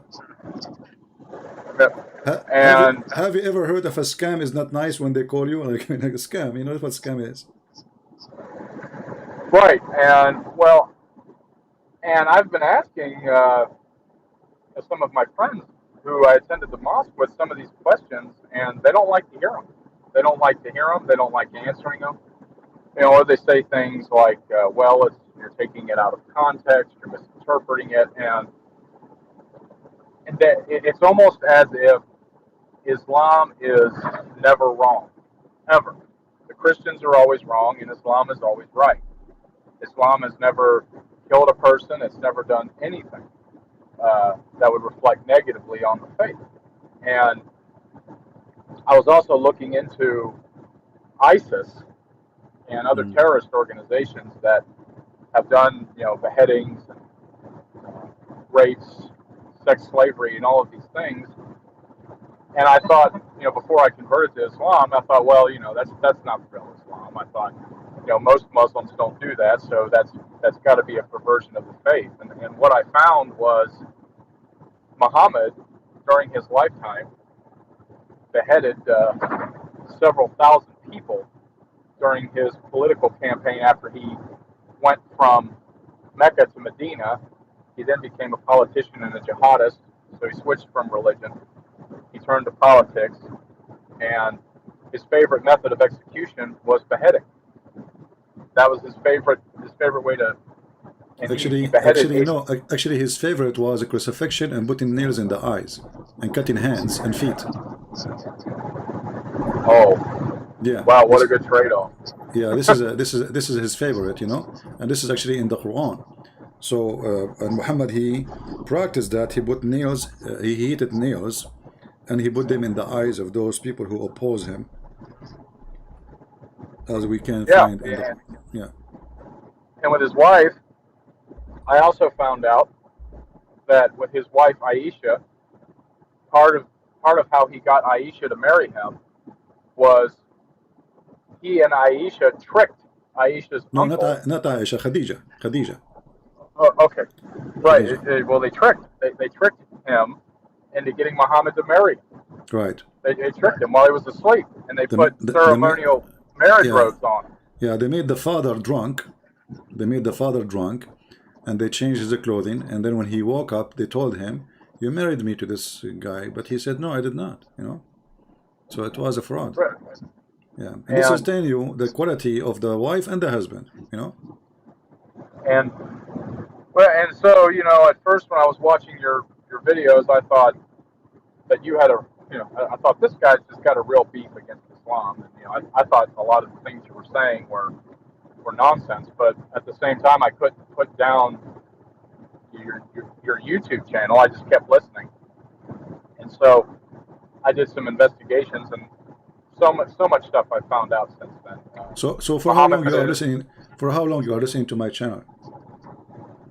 A few months, 2 months. Okay. I listened to it 30 days after I converted to Islam, and you were doing a video about what was it? You were debating a Muslim. I think his name is Ibn Farouk. Was his name? Ibn Farouk. Okay. Ibn Farouk. Well, you were debating him, and I think he was using a fake name. Okay. And when you were debating him, you guys were talking about when Adam sinned in the garden, and you were discussing whether or not angels had the ability to lie. Correct. You were saying, tell me these things if you are true. I can't remember exactly what but I'm sure you remember the one I'm talking about. Yeah, tell me the names of those things if you are truthful. Right, and so I really liked Ibn Farouk, and I still do. I mean, I don't think he's a bad person. And so I looked into... He's a liar. Well, how he can be a good person? He's a liar. A person, he keep lying. He cannot be a good person. Right, well, I think a lot of them do, and that's another thing. The Islam So teaches a thing called a good person, he don't make religion as a business of lying, because supposedly you are following God, and the one who is religious is the last one to lie, right? So when the one who is religious is lying, so what kind of religion this religion is? right. And another thing, you know, because I was a Christian before I converted to Islam, and what's really alarming to me is when I look at the Quran and the things written in the Quran, and then I look at what the book of Revelation teaches about the end times, about how people who worship the image of the beast, which I now firmly believe is the Kaaba in Mecca, is the image of Allah, which, you know, Muslims refer to as Yamin Allah, the right hand of Allah. I believe what the book of Revelation is talking about is it's an image in the desert that that the majority of the world would covet shortly before the return of Jesus. And it talks about how Christians will be beheaded in the last days, how there'll be massive persecution. And I looked, another thing, what most people don't understand about Muhammad was after he died, his caliphs, Abu Bakr, followed by Umar, followed by Uthman, they conquered a quarter of the world's population in a span of, I think it was 40 or 50 years. They conquered most of North Africa, the Middle East. It used to be Christian before Islam came out of Arabia. But as soon as Islam came into the world and the caliphs came into the world, they immediately began attacking their neighbors to the north, south, east, and west in all directions, and it's still going on to this day. So when people get upset when they say that ISIS is not the true Islam, I can tell you right now that as somebody who, at least until most recently was a Muslim, even for a short period of time, ISIS is practicing the Sunnah. They are practicing the core teachings of Islam. 50 years after Islam was born, over 90,000 churches were destroyed all throughout the Middle East, going towards Persia, and all throughout North Africa. So, you know, when somebody says to you, ISIS is not Islam, you should say to him, name for me one thing ISIS did Muhammad did not do. You know, just name one. He did all of it. The sex slaves, Muhammad had sex slaves, he sold sex slaves. His favorite sex slave. Beheading, cutting hands, cutting feet, crucifixion, you know, I mean, everything they did is very Islamic, you know, attacking the neighbors. Muhammad, he says, attack the Romans so you can get the blonde girls. And, you know, I truly believe that it's most Christians today think that the mark of the beast is going to be some microchip or some, or some stamp on your hand or your forehead, but they don't know what the Shahada is. The Shahada, when someone recites the Shahada, they are renouncing Jesus Christ. They are proclaiming allegiance to Allah, to Muhammad. Yeah, they're pledging allegiance. It's a declaration. God doesn't care about a barcode on your hand. He doesn't care about a microchip. He cares about false worship to a false God. That's what makes God angry. So that is what the mark of the beast is. And in the end times, I believe it's the Mahdi is going to be the Antichrist. What for your listeners who don't know who the Mahdi is, the Quran teaches that shortly before the Day of Judgment, that an Islamic Jesus will return to Syria in Damascus, and that the Mahdi, who is the Islamic Messiah, will purge the world of Christianity and Judaism and to establish Allah's eternal rule on earth. And it's going to be from Jerusalem, not from Mecca. The Muslims want to retake Jerusalem, and they want to set up an image to Allah in Jerusalem. And all of this is in the Bible and the Quran. So Christians it's imperative that when you talk about end times, that you don't just look at your Bible. You have to look at the Quran, what Muhammad taught in the Sunnah and the Hadith about the end times, because it all bears a direct relevance to all of this. And Well, my friend, we But are happy. We are happy that you decide to leave this garbage. And if you know any of your friends, you met them during the time you became a Muslim in the mosque, and they were a Christian, they converted to Islam, let them watch my videos and ask them to be free to call me if they are still not convinced to leave Islam. right, Right? and yeah, and you know, with the apostasy laws, you know, I Well, don't called worry you about today apostasy law. Don't under a worry different. about it. Here, they don't dare to do anything. Here we go. I live in America. I laugh at Muhammad every day. What they can do about it? We are men. We are not cowards, right? Right, and We are men, and yeah, I'm not worried we about are not anything cowards. happening to me here. Yeah. What? But the reason I'm bringing up the apostasy laws, yeah, I'm not worried about anything Yeah. happening here. Don't It's worry. just many Muslims take these apostasy laws very seriously. No, they don't. They don't.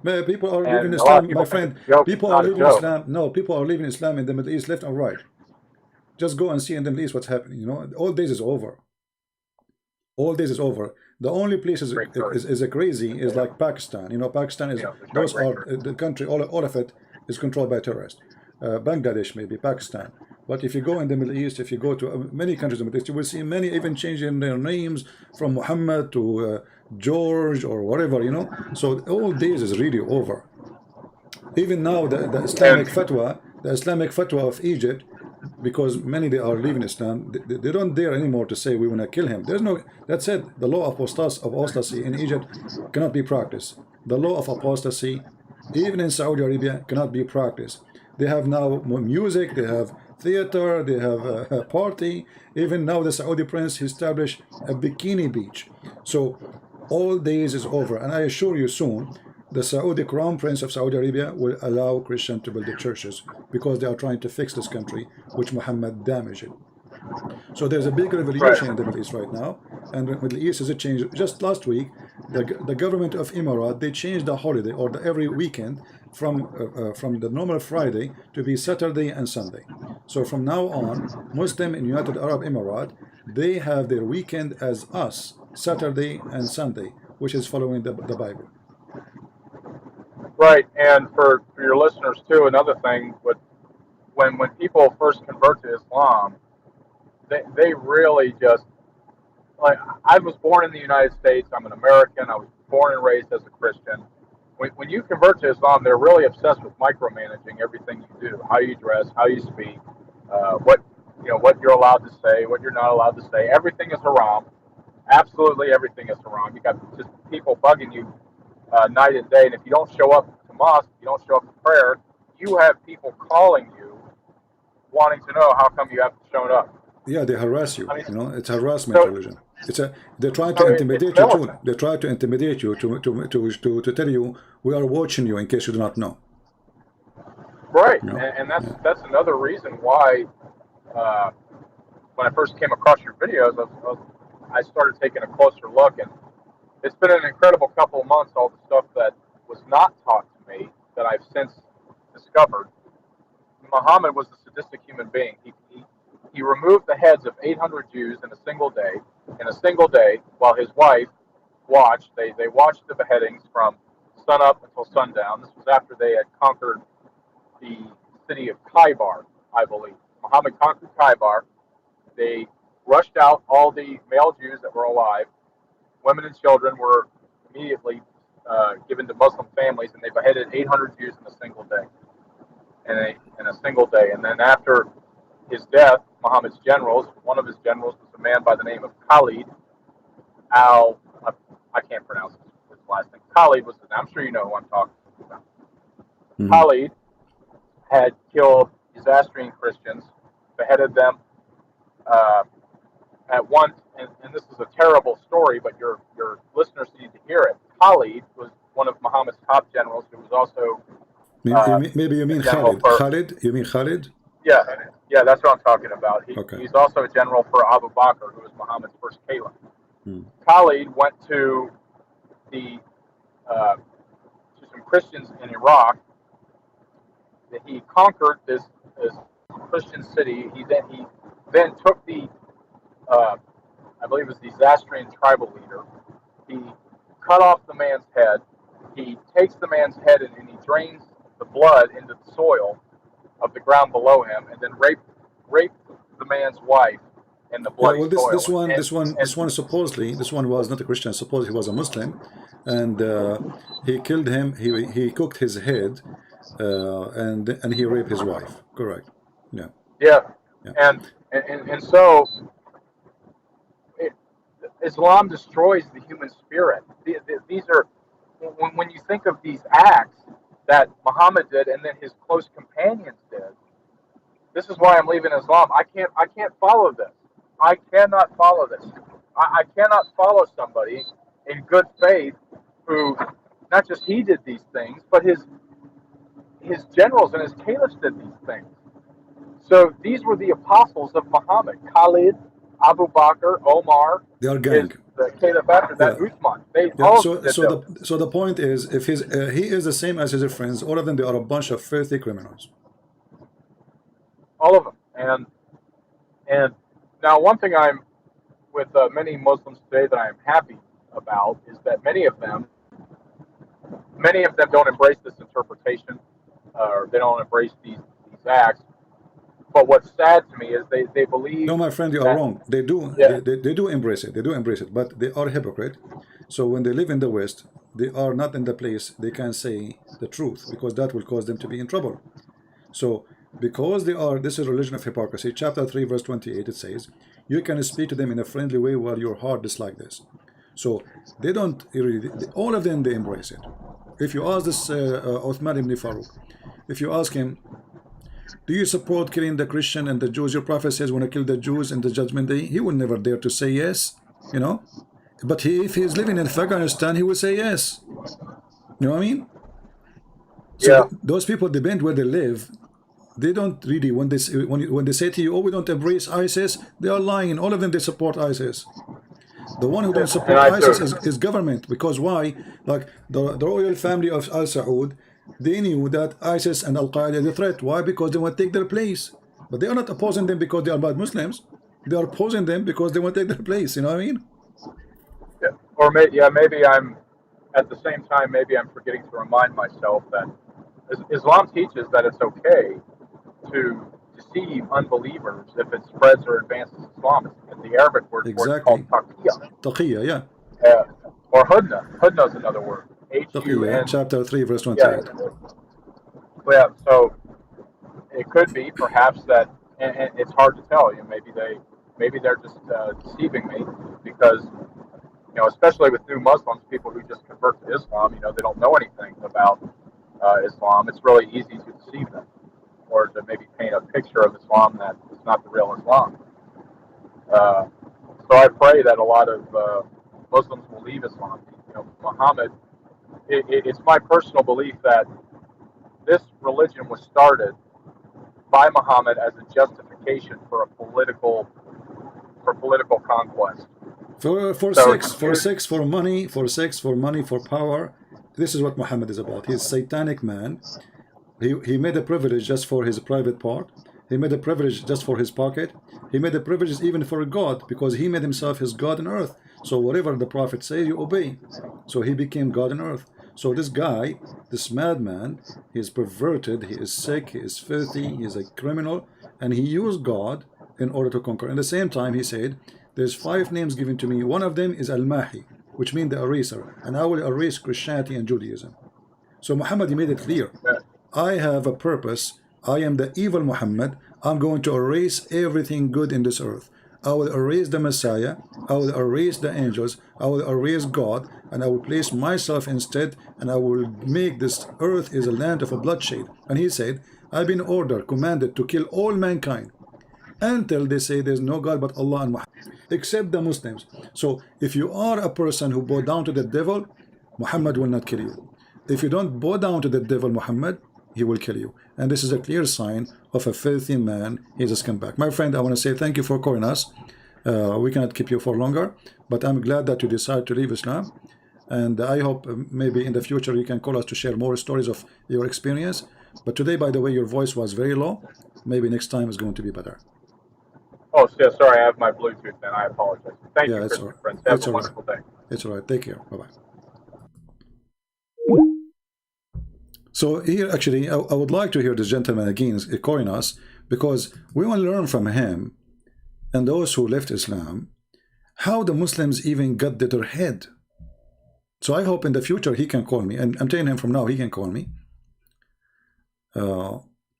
So Christians can learn how the trick work, how they got into your head, how they fool you, how they lie to you.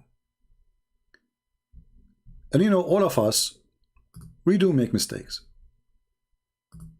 But remember, mistakes about God is pricey mistakes.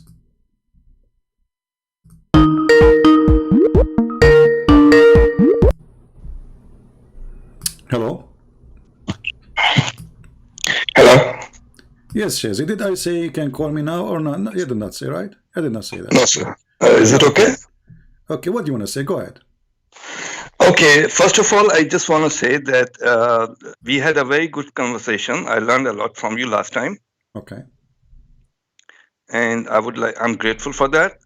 And number two, your followers, the people on chat, they were mocking me and they were cursing me. And that's not the right, I believe that's not the right teaching of Christ. Yeah, exactly. They Yeah, can mock, so they can mock the idea, they can mock the stupid things you might say, but not you as a person. Okay. And they were being racist, and there was an American guy and he was being racist. And I just want to tell this American guy that Jesus was not an American. He was not a white man. My friend, anyone he is racist, he has nothing to do with a Christian. Maybe he's a Muslim, because there's many Muslims, they come to my chat. No, he was taking your side, and he was doesn't matter. saying, there's Muslims, they come here, and there's Muslims, they come here and they play to be even. Okay. They use even the name of Sam Shamoun, or the name of David Wood, or the name, etc. Yes. So don't be afraid. Anyway, the one who do that, is Muslim. That being said, are you against racism? Are you against racism? Yes, sir. So how come you are not against Islam? That being said, you were asking me to mention you something about Christianity. Yeah, but because I want to learn more from you. As long as you are a Muslim, before we go to Christianity, as long as you mention to me racism, how come you are not against Islam? Let's talk about Christianity, and okay, I'll answer all your questions, because last time we will talk about Christianity, no problem. If you are against racism, are you against Muhammad being racist, or you support that? Are you not talking about Christianity? Because we will talk about Christianity. Are you ashamed of talking about Christianity? We're talking about it. You will give me the verse from the Bible. We'll read it, no problem. But I'm asking you now. If you are truthful, I will talk to you about racism both in Christianity and Islam. Okay, so let us start with Islam. Okay, are you against racism in Islam? I'm very much against racism in Islam, in Christianity, in all the religions. But let me begin with Christianity, because that's where we left last time. Okay, go ahead. Give me a chance. Thank you. Go. So tell me, how can someone sell his daughter for slavery? Is that what kind of religion is that? You see, when people they mock you in the chat, I don't blame them because this is stupid. What does this have to do with racism? Exodus 21. What does this have to do with racism?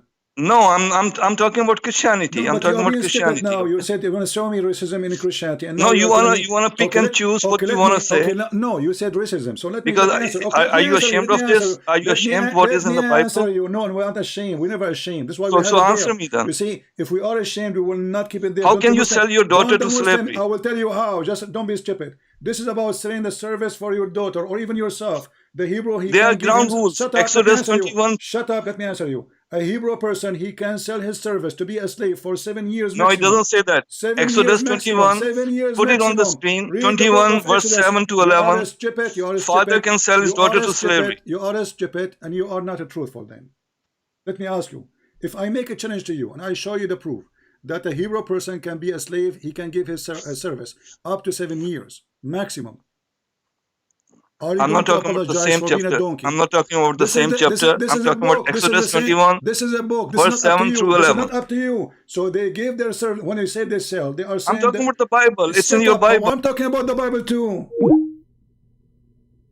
I don't want to scream and lose my voice. Who cares about same chapter or not? This is a book. This is not a chapter. This is the law of the Jews. So when we say the law of the Jews, they have a law. You don't take one phrase and you say, I don't want to follow the other law. There's no contradiction in the law. So a Hebrew man, he gave himself as a slave. Those at that time, people, they are poor. The one who cannot make money, he cannot make living, he go to a rich man, he says, me and my family, my daughter, my wife, all of us, we would like to be your slaves. Or if you cannot take us, all of us, well, me or my daughter. So the sale of a daughter here is not a sale, because that person cannot even sell that person. It's a sale of service. Today you sign a contract, you want to work with somebody for a year. So either you want to be a coward, either you want to be a coward, you don't want to listen, and you are a hypocrite. Let me ask you, so are you a person who says, if a verse in the Quran says something, and a verse in the Quran say different, something complete to it, we take only one verse? No, we are not taking only one verse, we are taking the whole chapter. Exodus 21, no problem. verse 7 through 11. Hold on. So can you put it on the screen? Do we take only one chapter, or we take the whole chapter? We take the whole book. So if one chapter, do we take the whole book, or we take only one? You're cherry picking Islam, but you're not cherry picking Christianity. Are you ashamed of that? It's you who is making cherry for a chapter. Okay, shall I go to another chapter about slavery? Who cares? There's so many. There are tons. There are tons. It's not the only one. You are stupid. You are saying to me, I just answer you, that a person, a Hebrew, he can be serving as a No, I'm talking about a father selling daughter to slavery. This is not the a same. Hebrew person. This is the answer. I give you the answer. answer. There are ground rules for what the slave should do. Okay, hold on. Let's hold on. So I'm going to ask you right now. Do you Muslims sell your daughter for slavery? No, in Christianity we do that, but not in Islam. We don't sell daughters for slavery. First of all, you eat it. This is not Christianity. This is Judaism, and this is the law of Moses. Yeah, but you're not following. This is the Bible. You don't follow that. No, we follow. You don't believe in that? Isn't it your prophet says this is the law? Okay, what about Peter 2:18? Slaves submit to your masters. Hold on. You see, don't be stupid. That's the Bible. That's your Second Testament. We can't talk in the same time. All right. So, isn't it your Quran says that the law of the Torah was given to Moses? Yeah, but then it was changed. Who changed it? People did. Where?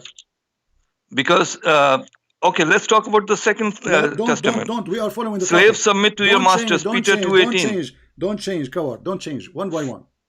You just said it's changed. How it's changed? I don't know how it changed. Maybe you changed it. No, I don't know who changed it. Why it. Your stupid Quran saying because you're 2,000 years old. Maybe you changed it. Hold on. So why your stupid Quran saying, I agree with what you have? Yeah, with the original book, we agree with what you have. Okay, what you have, but you say you are going back again to the Bible because you're ashamed of Christianity. Okay, let us see. I talked to you.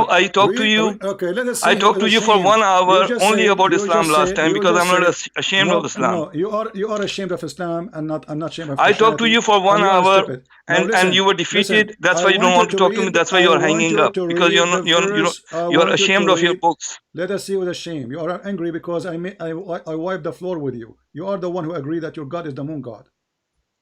Yes, so what's wrong with that? What's wrong with that? The moon god means you are worshipping the devil. The moon god is a no, we are not worshipping the devil. We are worshipping God. Read for me in the screen in front of you. You say that you are worshipping a man. Let us see. We worship a man, no problem. But this man is God.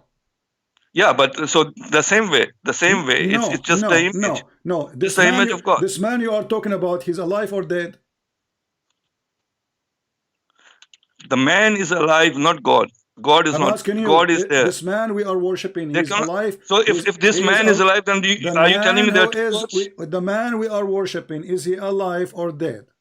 So you are telling me that there are two gods now? This is not the question. There's a man who's alive, who's God, and then there's God. Abdul, don't be stupid.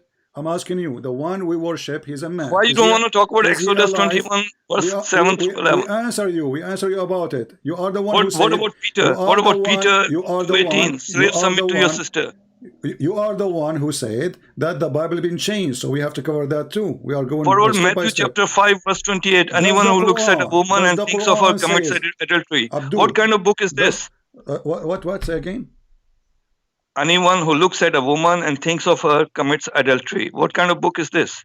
Okay, so your prophet, he went. You look at a woman and you have committed adultery. You look at that's her. In your Bible, the New Testament. Okay, you don't agree with that, right? Yeah, if I look at a woman, have I committed adultery? What kind of book is that? What kind of religion is that? Last time you called me 2 days ago, I said to you, you're a prophet. He made a verses saying, any woman, she can offer herself to the prophet to if her. You said to me, women, they love to sleep with the prophet because they want to do. No, I said women are attracted to famous and big people. That's what I said to you. Okay, so in the Bible it says you have to be decent. If a man, he look at a woman, she is not his, that will make him commit an adultery. Which mean the Bible. That doesn't make sense. It doesn't make sense because you are a filthy Muslim. Because anyone who thinks of her commits adultery. If I'm thinking of a woman, am I committing adultery? Because you are a filthy person. You are saying to me that if you go to your wife, your brother or your son wife, you look at her.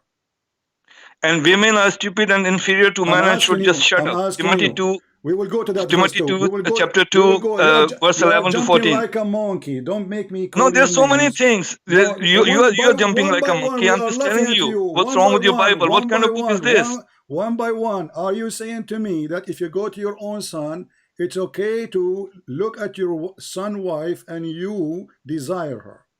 No, you can look at any woman and it's adultery. Any woman you look at, you have a job, and there are so many women at your job place, and you're looking at them and you are a stupid donkey. That's not what the verse says. Don't call me again. It's talking about a man, he desire a woman, your son of muta. Where does donkeys come to me from? So if this is make the Bible bad, so what is good then? What good is Muhammad the coward, he went to his own son. He flirted with the wife in the house of the husband. And this man complaining that the Bible says if you look at a woman and you desire her, you are bad. Can you believe how filthy this cult is? He is angry, saying, what kind of religion this? It says if you desire a woman, she is not yours. What kind of religion this religion is? In the same time, we have the Quran saying, Allah was speaking to Muhammad saying, why you hide what is in your heart and what Allah revealed to you about Zainab? The God of Muhammad is encouraging Muhammad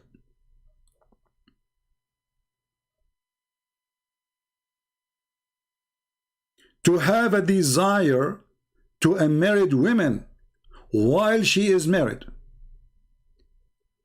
And the story he represents to us, after Muhammad, he went to the house of his own son and he flirted with the wife when she was in the house of the husband. She's not divorced, she's not separated. And the husband, he came back home. The wife, she told him, by the way, your father was here and he said to me, praise be to Allah, the one who flipped my heart for you. And he saw her naked. The husband, the hadith says, فَفَطِنَ زَيْد. So Zayd, he noticed. Fatin, which means like not only notice, like he got it, you know? So he went to his father and he said to him, Father, this woman, she hurt me. She say she is very proud, she is a bad woman. She always speak to me from above. I want to divorce her. Look at the filthy Muhammad, he says to him, no, don't divorce her. Like, come on. I mean, the filthy guy a second ago was in the house of the husband, flirting with the wife, and when the husband came to him, saying after he heard that his wife already cheating with his father, and he knew that this father will kill him, he's a monster, he's a beast.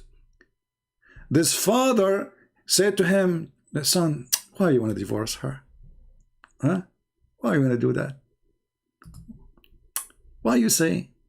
I look at the translation here, free the slaves, and you know, why you want to divorce her?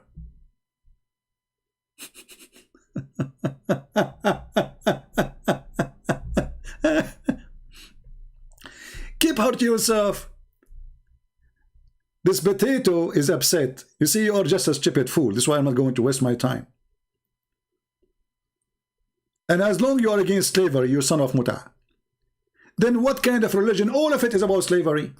If you are against slavery, and you know, he said this is racism. Do you see the stupidity? This is racism. We ask him, what is racism? He says, a father, he sells his daughter. All your Quran is about slavery.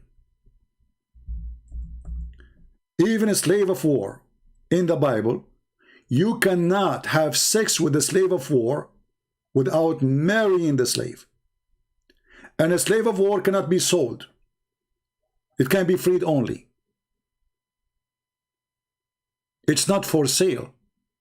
Muhammad, he bought, he sold, he captured, he raped. The Quran in chapter 4 verse 24 says, it's forbidden for you to have sexual intercourse with married women except those who they are captured. In the Bible, this is absolutely rejected. A man, if he want to have sex with the slave, he have to marry the slave. And that means the slave is free. So this potato, you know, this is the racism. What kind of religion says if a man, he look at the women, this is bad now? This is bad? This is bad, yes, because he's a Muhammadan. Muslim, they want to look at every woman walking by. Look at the filthy Muhammad. A woman, she walk by. She's wearing burqa.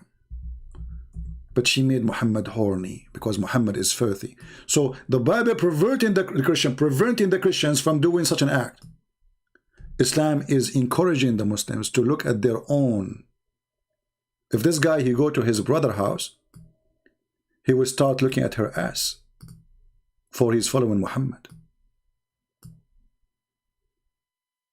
People, did you hear it?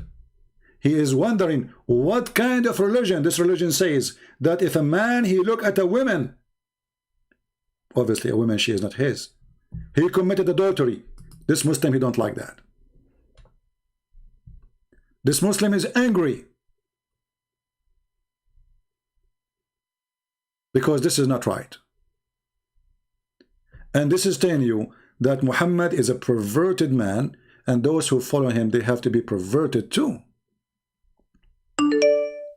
This person have no problem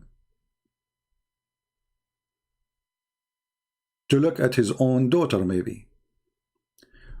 Actually, do you know that you can have sex with your daughter in Islam?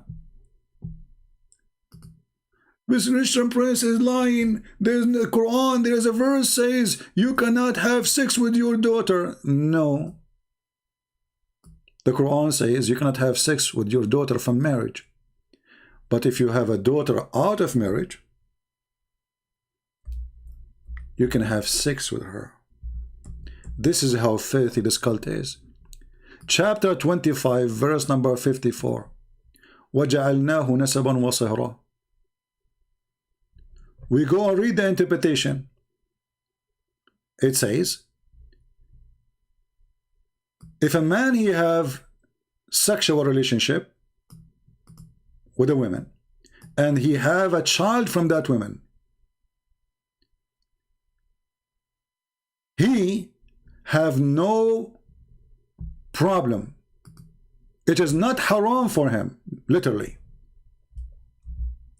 to have sex with the mother, which is a girlfriend now, not a wife, and his daughter, because the Quran forbid him to have sex from his daughter from marriage. Anything out of marriage is not to be considered.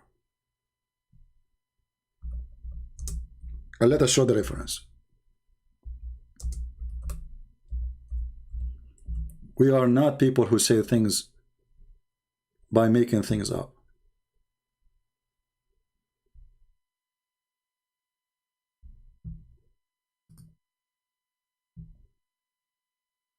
Let us open the interpretation, and you will see in a second how filthy this cult is.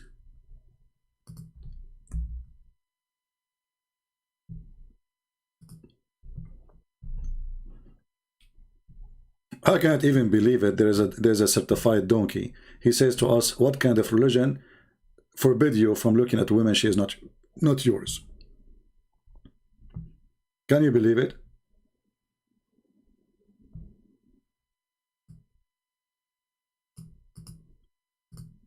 I opened the website of Saudi Arabia. Is not working. Let us try their website. the website open, but it doesn't show it shows the inside of the link. Okay, let's open this one here.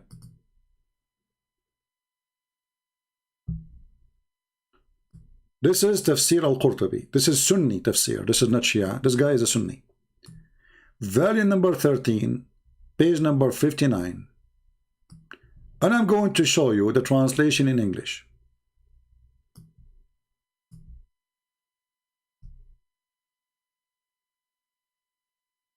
Anyone who speaks Arabic can read with me. And if you are a person who speaks Arabic, call me please, and you are a Muslim. I would love to hear you translating. It says here, النسب عبارة عن خلط الماء بين الذكر والأنثى على وجه الشرع، فإن كان بمعصية كان خلقا مطلقا ولم يكن نسبا محققا، ولذلك لم يدخل تحت قوله حرمت عليكم أمهاتكم وبناتكم بنته من الزنا لأنها ليست ببنت له في أصح القولين لعلمائنا وأصح القولين في الدين، وإذا لم يكن نسبا شرعا فلا صهر شرعا، فلا يحرم الزنا ببنت أم ولا أم بنت، وما يحرم من الحلال لا يحرم من الحرام. Translation. We will use Prophet Google translation. Are you watching Abdul? It's not forbidden for you. According to the Sharia, lineage is only by marriage. So if there is no marriage, according to Sharia, adultery is not forbidden with the daughter or the mother. Because what is forbidden is not forbidden no more. Why? Because Allah approves only relationship by marriage, which means if you have a daughter, she is not a daughter from a marriage, you can if that daughter. And this is according to the most accurate opinion in Islam. Read carefully. This is according to the scholars and the most correct opinion in the religion of Islam. This is Islam. So Muhammad, he owned a slave. It's okay. The Bible, there is a slave. It's bad. Muhammad, he look at women walking by and he go to masturbate or he go to F his wife. Is okay. But the Bible says if a man, he look at a woman, she is not his, he committed adultery. Is bad. What kind of religion this religion is? What kind of religion? Do you see the stupidity? And now do you see why people, they were laughing at you? So this guy is angry because last time he made his God as a joke. We were dying laughing. He said that his God is the moon god. I mean, I cannot even count how many stupid things he said exposing his religion. And now he thought he will take revenge. Do you have slavery in the Old Testament? Yeah, there is a slavery in the Old Testament. And this is racism. The whole Quran is slavery. What kind of religion says that you can sell your daughter? We answer you. This daughter cannot be sold. You see, he is selling when the word they are using the translation.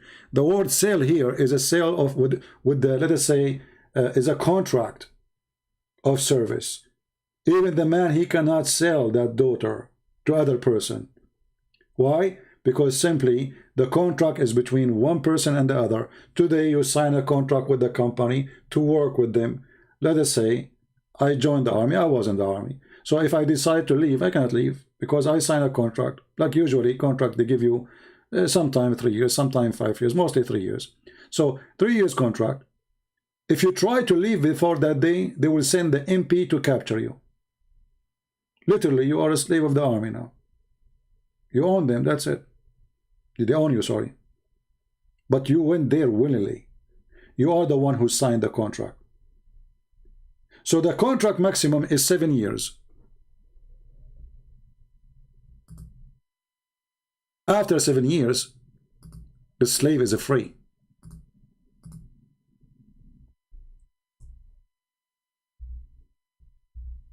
He is not a slave forever. A slave because he is poor. He is desperate to find a job.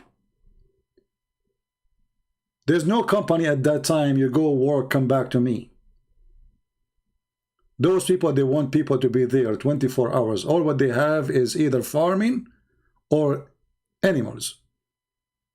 They don't have a corporation of Apple or Microsoft or work from home.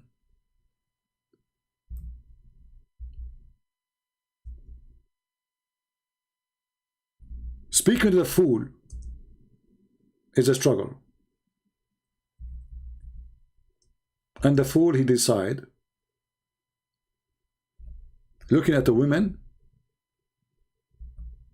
she is not yours, is bad.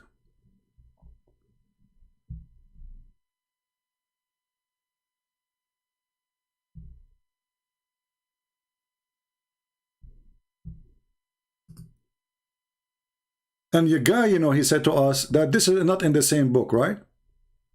Not the same chapter, sorry. But this is the same. He is just a donkey.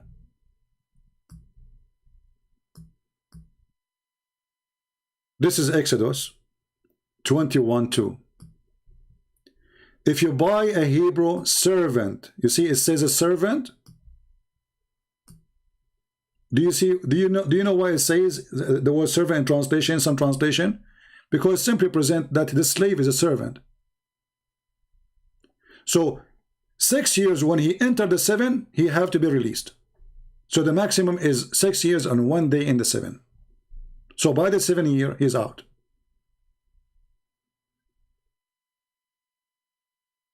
So this person, when he sell himself to you, he's buying from who?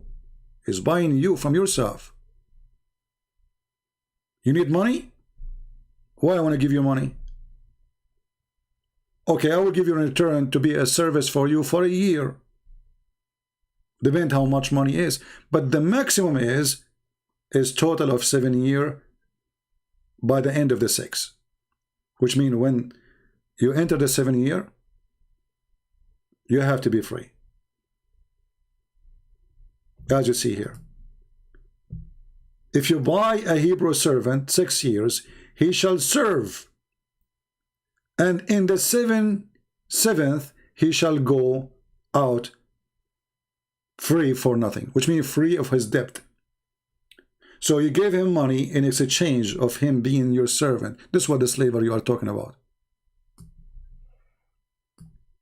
No, it doesn't say that. You are a liar. This is different book. This is the same book.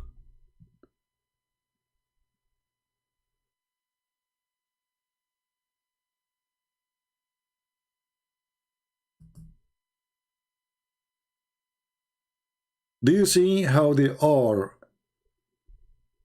angry with foolishness?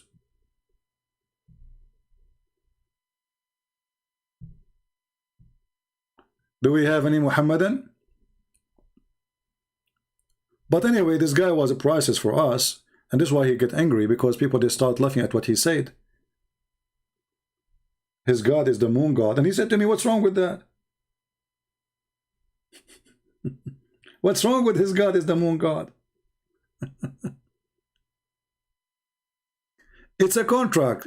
Football player or not, it's a contract. It's a contract. This is how old days it is. There's no jobs like today. There's either poor people who have nothing. They have no land to do farming. They have no animals to grow. They have nothing. And there is somebody who have maybe everything. So the poor, he offer his service to the one who have everything. That is a slavery. Because literally you are a slave. You will have full time of work. And this is why the Bible ordered the Jews that they have to stop working in the Sabbath. Why? So they cannot abuse their own slaves who they are offering service, because Jewish, they were greedy and they make the servant work 7 days a week. So the Sabbath came not because for God. That's why Jesus says Sabbath is not made for God, it was made for the man. Or let us say Sabbath was made for the man, not man was made for Sabbath. Correct?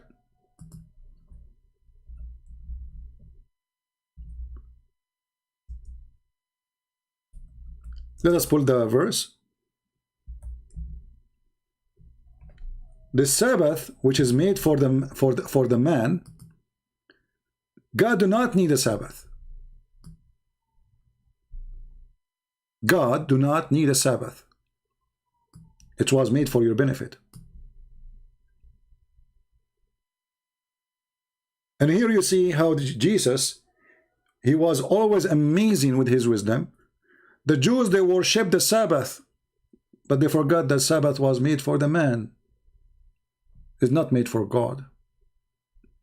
What God will do with your Sabbath?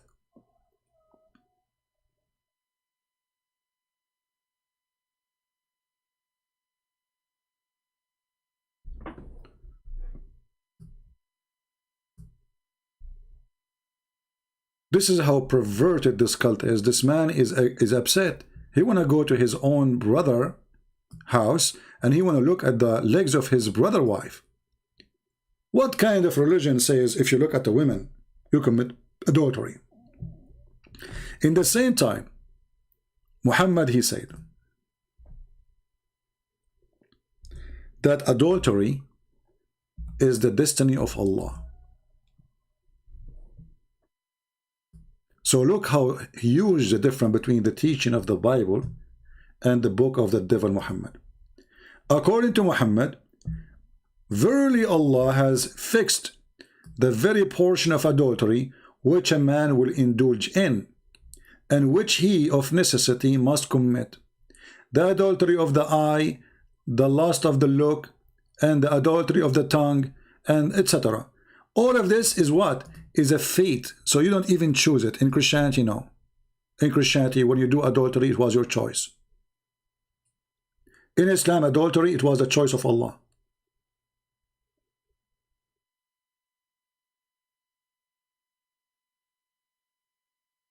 Do you see it, people? In Christianity, if you look at a woman, she is not yours, you are committing adultery. This is how tough Christianity is. In Islam, you know, even the Quran says, "Illa lamam." Look at this. Illa lamam. What is a lamam?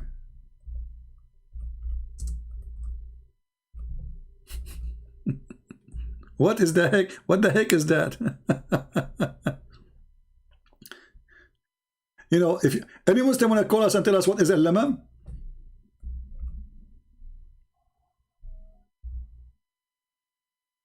Any Abdul? I bet you 99% of them, they don't know what I'm talking about.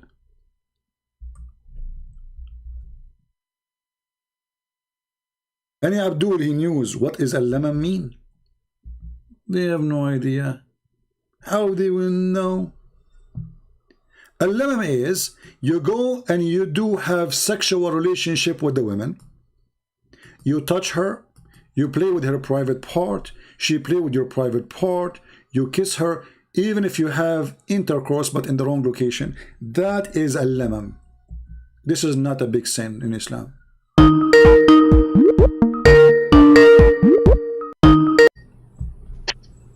Let us see this person. Hello?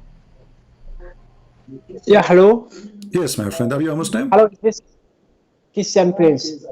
Yes. Yeah, literally, I'm still a Muslim, but you know what? Don't tell anybody. I want to get out. It's not But very. you are live on easy. air. You are live on air now. Yeah, please don't tell anybody. It's serious. Yeah, I But you wanted are to live ask on you air. about. But you are live on air. If you don't want me to tell anybody, are you being like joking or what? No, I'm not joking. Okay, look, I bought 3 of your books, both books. Yeah, the Sex Okay, 1, so Sex you 2, are and saying also. you do not want me to tell who are you as a person. Don't worry. Always we keep things private. All right. Yeah, please. But I'm from West Africa originally. I'm currently living in Germany. Okay, I am an asylum seeker in Germany. Okay, you know how it works through this migration stuff, and there's nothing wrong about it. But I'm telling you. Okay, now I wanted to ask you about. Do you know anything about this group, this domination called Malikis? Because this is where this is exactly the type of Islam my family is practicing. Okay, Yeah. and just last week I got into a very big fight virtually, argumentation, yeah, over the phone. Okay, yeah. So I wanted to. Did you know, Christian Prince, the real truth about circumcision?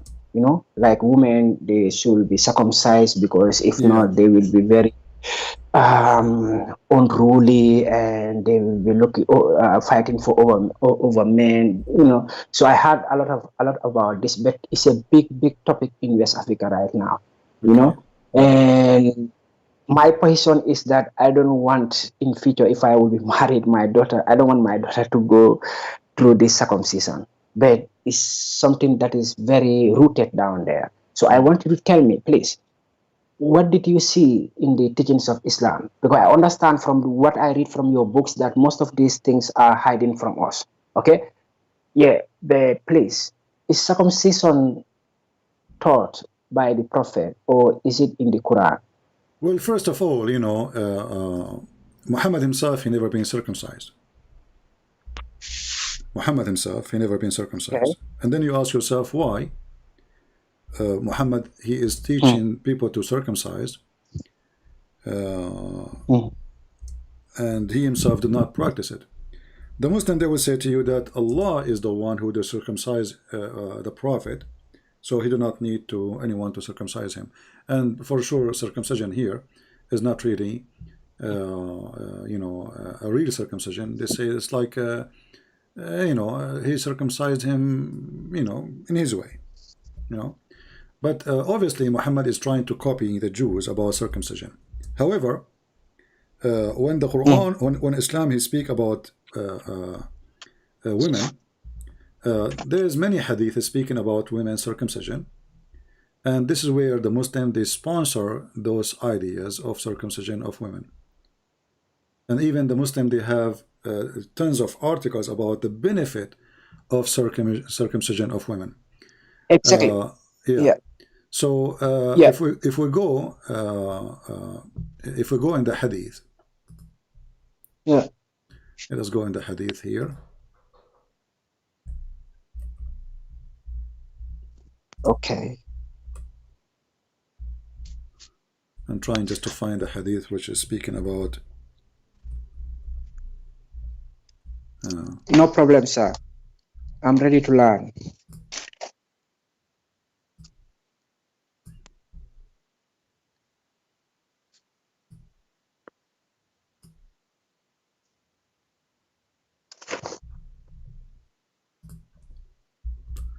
Let us see if we can find this one in English. Here we go. Okay. So this is a hadith about Muhammad, about Muslim women. They are practicing the circumcision for women, and then they were cutting too severely. You know, they are really, you know, hurting those girls badly. So Muhammad, obviously, this is causing bad bleeding and etc. So Muhammad, he is the one who told them to do circumcision. So he said to that women, don't, you know, like hurt badly. Don't be extreme in the cutting. But this is where Muslims, they take it that it's okay to cut and we have to do circumcision for women. And this hadith here is a sahih, as you see. Wow. So if there is a big scholar right now in West Africa, specifically in the Senegambia region, I still don't want to tell you where I come from, but Senegambia region might give you an idea. Okay. And this guy studied from Egypt or somewhere very close to that area, but he recently sided with campaigners from the West, okay, who are trying to outlaw, okay, this female genital mutilation. And this scholar also says that the practice of female genital mutilation is un-Islamic. It's nowhere in the Quran. But me having your book and listening to some of your videos for 2 years now, it seems like it seems like I saw or I heard you saying that yes, there is a hadith that supports something like that, and this is why I called tonight to make sure that I verify this. Yeah. Well, this is not the only bad thing here, but the question is, you know, there's many hadiths speaking about this. As an example, that the khitan or circumcision for women supposedly is to control the sexual desire of the women, so she will not feel horny. And this is mean that only Muslim man he can enjoy sex, and Muslim women she should not enjoy sex. And actually, this is why you will see that the wife of Muhammad, she's obviously being circumcised, and she never have orgasm. So if we go and we read here, you will see that the wife of Muhammad, her name is Salama. Okay. She said, do women even have discharge? Do the women even have discharge? And here you ask yourself, why this woman, she don't know what is discharge? And she is the wife of Muhammad, you know? Why she never have discharge? Discharge happened because the woman, she got excited, and if she is not, either the man, he cannot do it, he's not making her excited, she hate him maybe, or the woman, she is circumcised. But we have in front of us the wife of Muhammad. She says, do even the women have discharge? So the wife of Muhammad witness that she is his wife and she never ever had orgasm. And this is also one of the Sahih hadiths. Oh, this is Sahih Bukhari in front of us. Here we go. Hadith 130. Yeah. Does a woman get a discharge? And there is a big question mark. Yes, let your right hand be indoors. Yeah. So if you ask yourself, the Muslims, the Muslims, they say Muhammad was so strong in bed. He, you know, he used to able even to go and do boom boom to all his wives, even his sex slaves, even in hour, which is the word sa in Arabic mean today hour, but today in the time of Muhammad mean like 15-20 minutes. So in 15 minutes, the guy was able to do 13 women, which is impossible. This is, you know, fraud. But you notice here that the wife of Muhammad herself, she never had discharge. So what is the reason? Muslims can leave their comment and they can tell us, is that because Muhammad, he is not good in bed? Is it because Muhammad, he did not even have sex with them? Or because those women, they have circumcision? Yeah. Or maybe she was circumcised. And for me, I told my mom, hey, look, I don't want to marry any woman who is circumcised, okay? So I will go for these women who are not circumcised, okay, so that I can enjoy and they will be enjoying. And he said, no, this woman will leave you and you will never be a happy man in this marriage, you know, and I don't want you to come back to me crying, okay? So, yeah, but now that I noted this hadith, and I will take this hadith to this scholar again, okay? Because why you don't call the scholar, let him join us right now? Wow, this scholar is very big down there, man. And oh, I like him big. I will make him small. I promise you. Okay. Do you agree that, you know, if I can establish some contact between you and this scholar? Yeah, just invite him right now. Call him in Skype, or you can call him by your phone. Put him in the phone. It's up to you. No. We are not staying together. Okay. Yeah, but he speak, of course, Arabic, and you are an native Arabic scholar, of course. So you will be able to communicate. He can invite it. Do he speak English? I will have to find out. I'm sure that he speaks Arabic. Okay. So for English, I will first need to talk to this man, and after I will write you through text message, you know, that you know it's me. And the second clarification that I want you to make is about this Maliki group. Okay.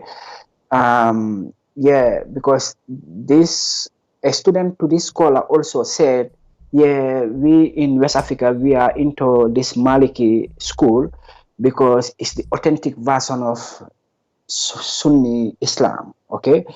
Yeah, and he tried to justify that because I raised an argument that, hey, because he said there was no compulsion in Islam. And when I was going to primary school back in the Senegambia region, one of our subjects is called SES, Social Studies. Okay, Social Studies. And in this Social Studies, we are taught how Islam came to our part of the world, okay, through jihad. It is even called Soninke Marabu Wars. So Soninke is our local language. It only means those pagans. Soninke mean pagans. Okay, and marabouts mean these scholars who know about Islam. So Soninke, the wars between the pagans and the marabouts, and in the school, everybody in that area, you went to school, you have to go through this curriculum. Okay, so I was like, hey, we all know when Islam came to our side, and our people were never before Muslims.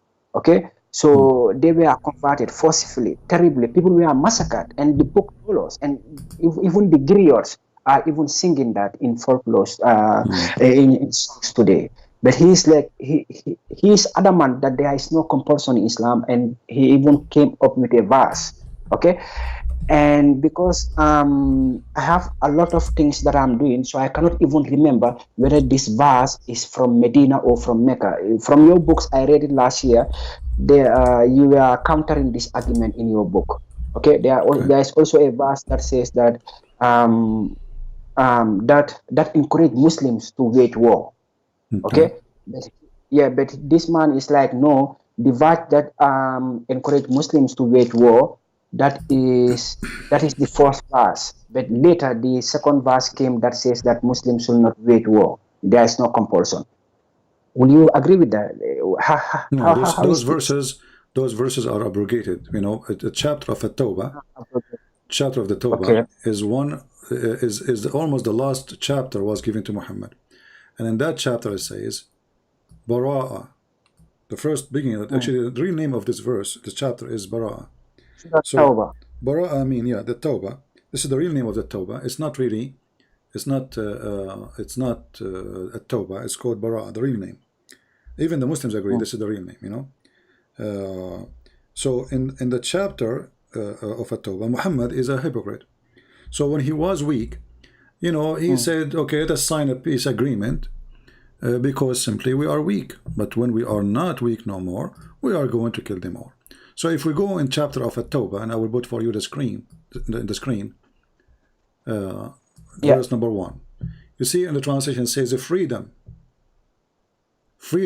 from all obligations is declared from Allah and His Messenger.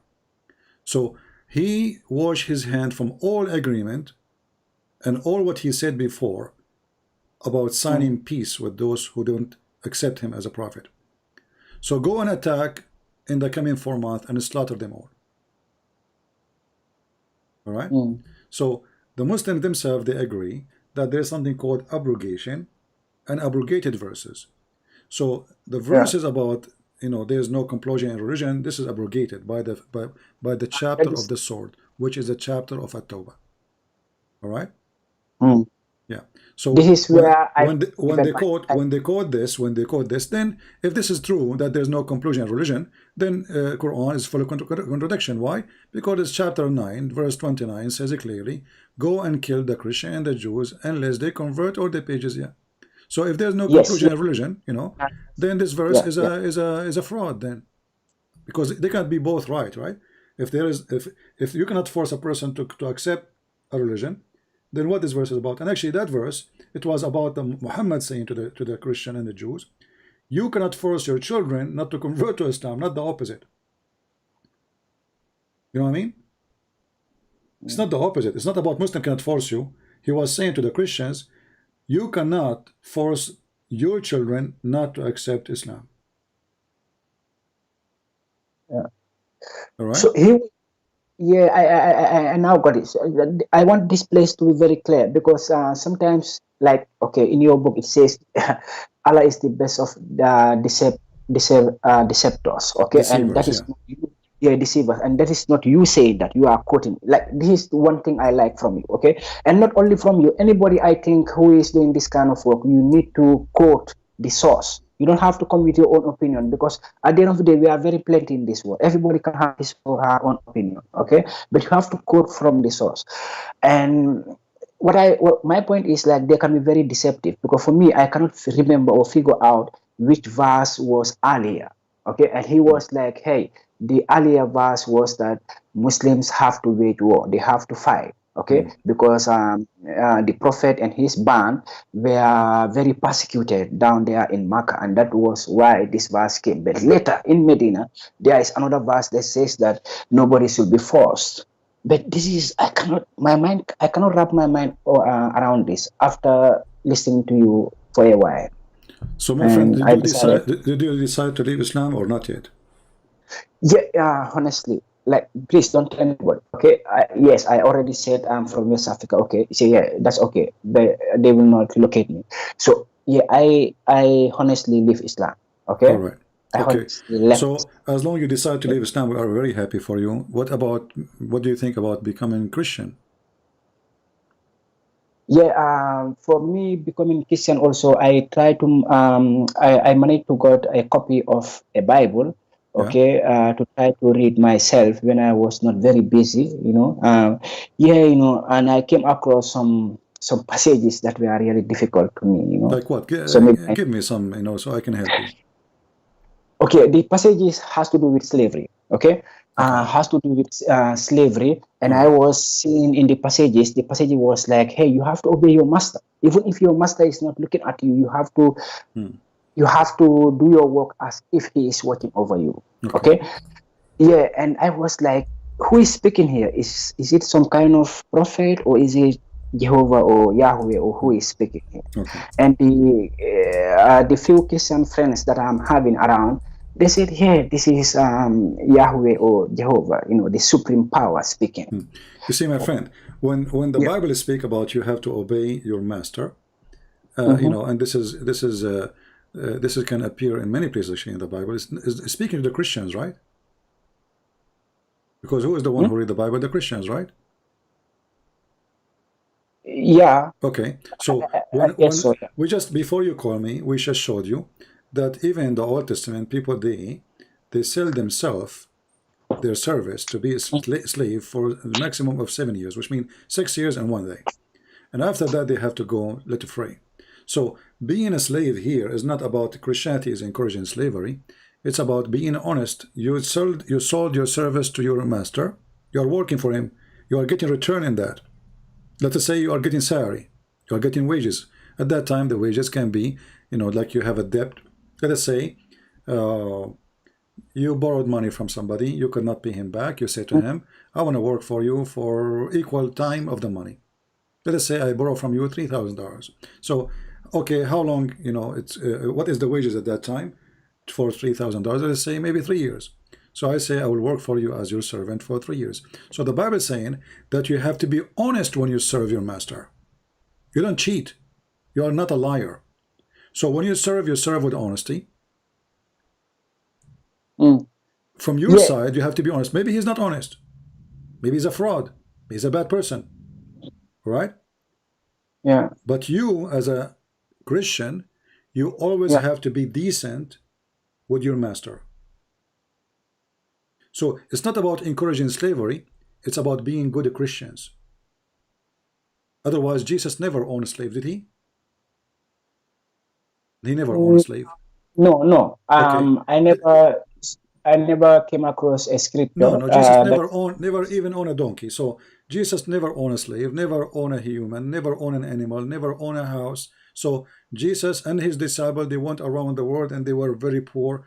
They never owned anyone. They never bought anyone. They never, they don't have an army and soldiers and slaves and servants. Jesus himself, he washed the feet of his disciples, correct? I think you heard of that before, right? Yeah, I heard of that. So Jesus here is being a servant, and the disciples, they were the masters. He said to them, when they said to him, Lord, how we can let you do it? I mean, you are our Lord. He told them, he said, you cannot be a master without being a servant. So a Christian master, he have to be servant too. Right? So the servant here, my friend, when the Bible speaks about obeying your servant, is about don't be hypocrite. You will be a Christian and you do what what is your job is. Let us say I work now for Amazon, and I believe Amazon is a form of slavery. And actually, truly, I believe that those big companies, they are enslaving people. Calm down. You said what? Amazon? I believe Amazon and those big companies is a form of slavery today. A form of a slavery. Okay. A form of yeah. slavery, yeah, because they make billions, trillions of dollars, and you get $8 an hour. You know, so they're what you need them. You need them. So you give your life for them. You work for 20 years, and then you get what? Hardly you can afford to buy maybe an apartment. But the one who is your master is a filthy rich, right? So this is a form of slavery, but this slavery is different today. You go home, you watch TV when you are done, you know, because here the master, he don't want to be responsible for you. So after the 8 hours of work, go home because I wouldn't want to be responsible for you. Okay, just go. So slavery still exists, but it's different form. People use people today is different form. However, if I accept to work for the beast of Amazon or Google, I have to be a decent as a Christian. I promise them a service, I have to do it. So this is what the Bible is teaching you, to be a decent human being. Don't tell them I will do the work, but you don't want to do it. Right? Yeah. So I think I need to look into this even deeper and check it very well. But for me, like I told you, this was like a shutdown for me once I saw that. No, my friend. Even the Bible, if you go to 1 Peter, it says, "Live as people who are free." This is okay. Live as people who are free, but he is not free. Live as people who are free, not using your freedom as a cover up for evil, but living as servant of God. So live as people who are free. So even if you aren't free, live as a free person. How you can be a free person? By not being a servant of the devil. So freedom for us as a Christians is to be free from the devil. Okay, I got that. Not really from a master, because a master, you know, it can be a job, it can be a good for me. Even, you know, I like, let us say I exist now 3,000 years ago, when there's no companies, there's no jobs, there's only rich people, poor people. What I would do? What I would do? I will go to a rich man. I will say, I want to be your slave. At least he will give me my food. I will give me shelter. Otherwise, I will be homeless. I will die in the road. So slavery. If it's about capturing people to sell people, this is a different form of slavery. This is you are capturing people and you are taking their freedom and then you sell them out. Slavery in war, well, they slave you like the Jews we heard, as the Old Testament says, that the Jews themselves being enslaved. The whole nation, the Egyptian, they enslaved them, and the Assyrian, they enslaved them too, correct? Yeah. Okay, so the Egyptian are what? Aren't they African?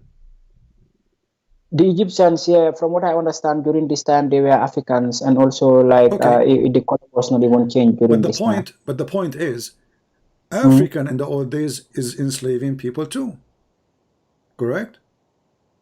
Yes. Okay, so slavery, it was a behavior, an act of all nations, regardless of the color.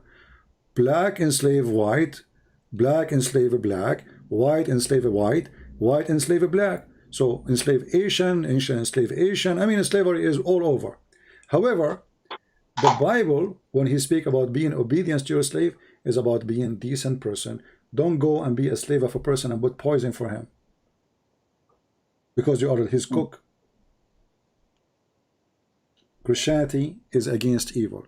This is why in 1 Peter says, like, act as if you are free. Act as if you are free, and at the same time, never use your freedom as a cover-up for evil, but living as a servant of God. So, when you see the word slavery, ask yourself the first question: how many slaves Jesus owned? And then you will know that Christianity, if a Christianity is sponsoring slavery, well, here we go. We have someone, the Christian believe is God, right? Yeah. Okay, so if now Jesus said to me, hey, Christian Prince, I want you to be my slave, I will say I will be happy to do so. But Jesus still did not ask us to be slaves. He washed our feet. Do you see the point? Yeah. So Jesus and he is God. Jesus and he is God. He came to come as a servant for us. But he's God. So Jesus, he washed the feet of his disciples. Why somebody, he believe in slavery, and he have people who worship him literally as God? Why he want to wash their feet? They should wash his feet. He's the master. He's the Lord. But you see here that Jesus is teaching us to be very humble and to be not only down to earth, to be the earth itself. Like, Yeah, be decent. you know, yeah, it doesn't I matter what the quoted, price is. yeah, I quoted the slavery passages that I came across in the Bible, and it was very difficult for me. Okay, and you can imagine, like, people like me,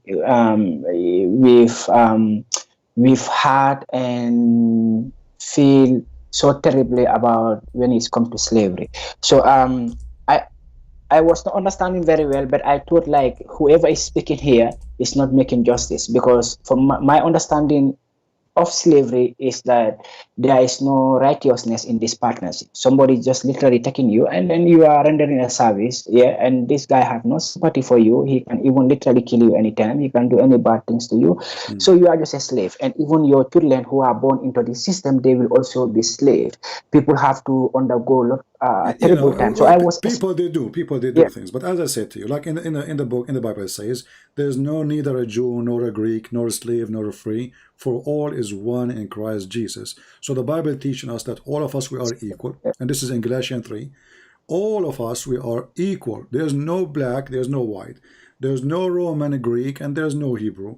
There's no Asian, there's no white man, there's no African, there's nothing. All of this will disappear with Jesus. So Jesus, my friend, will destroy racism, not only slavery. If a person is a true Christian, he cannot look at you down because you are black. And if a black person is a true Christian, he cannot look at a white man down because he's white. Why? Because Jesus, God, he loved the world. He sent his only begotten son. He loved the world. So you are from Mali, I am from the Middle East. You are African, I am an Arab. But I believe Jesus, he came to me the same as he came to you. He did not come to the white. He did not come to the black. He did not come to the Asian. He came to all of us, for God, he loved the world. So my friend, according to Jesus, you are being loved and you are a child of God. And Jesus, he loves you. This is why the Bible make it so clear. For all of us, when we are baptized into Christ, we have the clothes of a Christ. So I invite you today to accept Jesus as your Lord, so you can receive the baptism, and you can be, me and you, we can be free forever from the slavery of the man and the unjust of a human being. Because in the heaven of the Lord, there's no unjust. In Islam, Allah will give you 80,000 child as slaves, endless numbers of females as sex slaves. Even in the heaven of this garbage religion, there's a slaves. With Jesus, he and she, they will not be married. They will be the same as angels. So what Jesus meant, that when you are a Christian, you will be free like an angel. He will free you from everything, even from your needs. You do not need food. You do not need sex. You don't have a master. You don't have a slave. You do not desire anything evil. So Jesus, he free you. Muhammad, he enslave you. So I'm asking you now, my friend, would you accept Jesus as your Savior? You do? Yeah, I'm a little bit scared. Okay, I don't want to make any terrible mistake that I will regret for the rest of my life. Okay, so one thing I can tell you that, you know, I'm convinced from the evidence that I see so far. Okay, I cannot be a Muslim. That one I'm convinced. Yeah, so I have to find a way to talk to my mom about this. Okay, because I share everything with my mom. Okay, and she's the only person in the world who can understand me, yeah, like the rest. Okay, so yeah, but I know it's gonna be difficult, and I know she's gonna be soft. Yeah, but I hope that eventually she will have to accept it, because she loves me so much and I love her also. Yeah, and for me to just stood here and tell you, yeah, I can be a Christian today without even, you know, getting myself familiarized, yeah, deeply about the Bible and Christianity and about the life of Jesus, etc.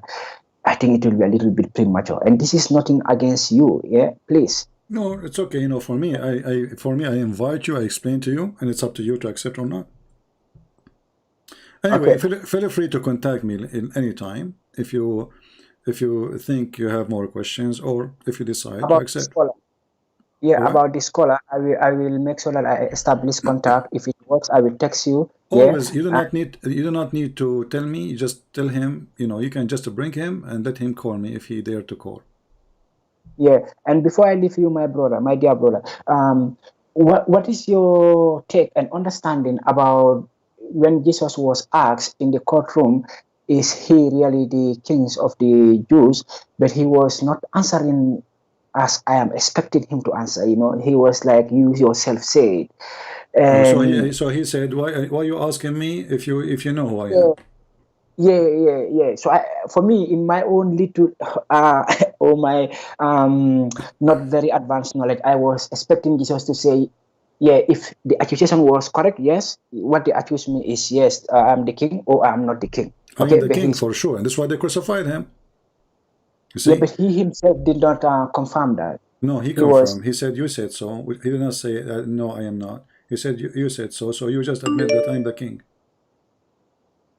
Okay, that's his conversation. That's his way of. Okay. Yeah. Wow. See, Yeah. my friend, if you say to me, let us say I claim to be a prophet, and you say to me, are you saying you're a prophet? I say to you, you just said so. So I'm saying to you, are you stupid or what? You just agreed that I am. But don't you think that's a person in the court, he don't want to be punished. He will say, no, I did not say that, because this is why he's there. Because he claimed to be the Son of God, he claimed to be the King of the Kings. So they are reading for him the crimes he did. So he should say, no, I did not. So he can save himself, right? So he did not say no. He said, you said so. My perspective is that Jesus Christ is a righteous man. He is even considered as a God. He have no errors. So I was expecting him to say, yes, I'm the king of the Jews, because at the end of the day, He he said has that nothing already. to lose. But, Jesus did not need to say what he said a million times. The whole idea of him to be there is because he claimed to be a person who forgives sin. The Jews, they said to him, who is the one who forgives sin? How you can forgive sin? Isn't it only God forgives sin? When Jesus says, before Abraham I am, before Abraham I am, he is claiming to exist before his birth, right? Yeah. Okay, so before Abraham I am, that's mean I am not like you. I am exist since the beginning of time. When Jesus says, I am from above, you are from below. Well, what does that mean? Yeah. There is somebody from above except God? So you are from above, I am from above, you are from below. Do Jesus need to repeat that again and again? So they are taking him to court for a very simple reason. Because of all those things he said, not only one thing he said. All of them is a crime according to the rabbis, and he have to pay for it because he claimed to be God. King is not a big deal. I mean, being a king or not. And Jesus obviously is not being a king as a normal king of today. The Bible is speaking about him, the one who will come and he will be, he is a king of the kings, not a king, So the king of Israel is not about being a king of a nation called Israel. It's about the king of all mankind, not a king with the, he have a throne from the Roman. If the Caesar of the Roman, he like Jesus, he say, okay, you will become the king of Jerusalem. I will make you a king. Go ahead. But that will not make Jesus God. Right? Yeah. When I was seeing these passages, I was like, oh, the politicians in Israel during this time, they were scared that Jesus will overtook them or overthrow them, and this is why this question came: is this accusation correct that you are the king of the Jews or Israel? Or I cannot remember the exact wordings, but it's like this is what he was asked, and Jesus was not answering like directly. He was like, yeah, you yourself said it, and as a result, he was crucified. So then we can say the crucifixion of Jesus Christ was even legitimate or just there is no problem in that, So what did you think about the crucifixion of Jesus Christ? My friend, the Bible is not a sentence. It's a life story of Jesus, correct? So in order to understand who is Jesus, you have to read what Jesus said, not only one sentence. So like the Jews, they said to him, should we pay tax to Caesar? Should we pay tax to Caesar? Jesus did not say pay tax or don't pay tax. He said to them, show me the coin you have in your hand, in your pocket. Do you have some coins? Show us. So the guy, he grabbed, the rabbi, he grabbed a coin, and he told him, okay, this picture in the coin is belong to whom? He said, to Caesar. So Jesus says, give to Caesar what is to Caesar. So here Jesus did not say pay tax. He never said pay tax to Caesar. He just told them that you are a bunch of hypocrites. You are questioning if we should pay tax, but you are using the money of the Caesar. Because the one who don't approve Caesar tax should not approve his money too. Right? Correct? Yes, good point. Yeah. Yeah. So if I don't agree this guy, he is my king, so why I'm carrying his money? Why I'm carrying a coin, have his pictures? Yeah, maybe because the coins can get you some stuff that you might otherwise not have. So it's maybe selfishness, Yeah, you just want to. It's your interest that if you can use the money to get something. So even if you don't like where the money is coming from, who create the money, but you can use the money to, to gain your own satisfaction in it. But this is me speculating. I don't know if this was their reason. Okay. But your point is well made. If you don't agree with the king, you don't have to do anything that comes from the king. Yeah, I think this is very, very difficult. Like today in the modern world, many people, they don't agree with the politicians. They think they are like in contravention with what is going on, the regulations. But every day they are taking the Straßenbahn, community train, going to work, coming back. So it's crazy, man. I don't know. But for me, I decided not to be a Muslim. So now it is 2 years now I'm not a Muslim. And during these 2 years, I came across a lot of materials, but the best material that get me what I want. Okay, I have to be honest. Okay, my friend. Anytime, feel free to call me, and I will be happy to take you. All right. Okay. Thank you very much, sir. Thank you very much. We have a Muslim here. He is saying he want to read for us verses from a book, and those verses he is saying. Well, here it says that you can take a slave, a male and female, and you can buy them from other nations. Here we show you how stupid you are, Abdul, the one who is posting for me this comment. The Abdul before you who called me, he says, a man, he is selling his daughter. So I was answering about a man selling his daughter. But we never said in the Old Testament there's no slavery. We are speaking about a man who was selling his daughter. So you are a certified idiot. And look how hypocrite you are. You quote for me the book chapter 25 verse number 44, 46. But why you did not quote the verses before it? The answer, because you are a mule. And you are a hypocrite. We as a Christians, we don't deny what is in our book. It is you Muslims who deny it. And remember, we are comparing what is exist 3,000-4,000 years ago to the mentality of people today. Yet, even 3,000 years ago, if a master, he broke a tooth of his slave, he have to let him free.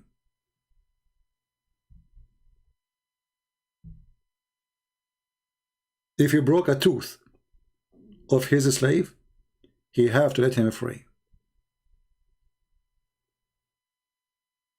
So if a human being want to be honest for a second,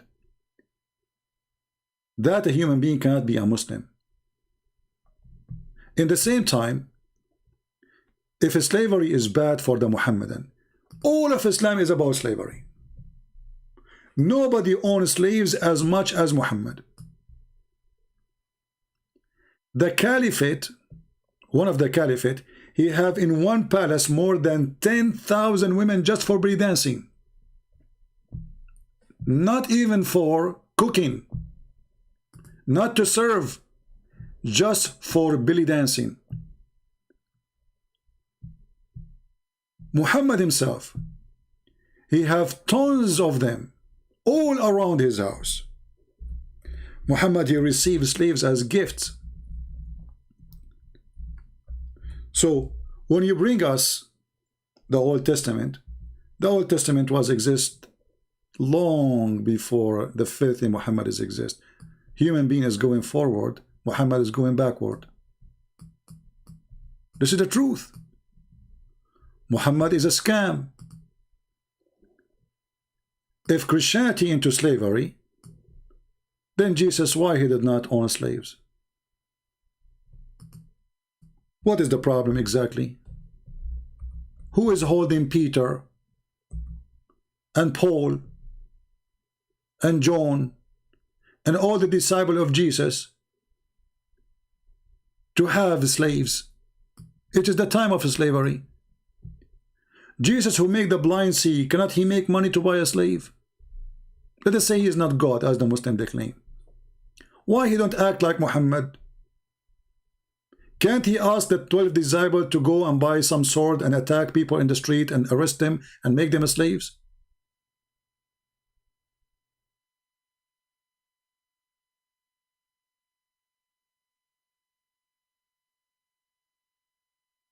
Muhammad even forbid a Muslim man to marry a slave girl.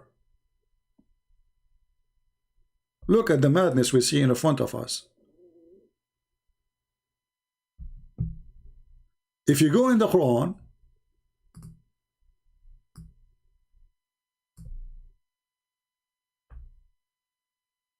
you will see the following.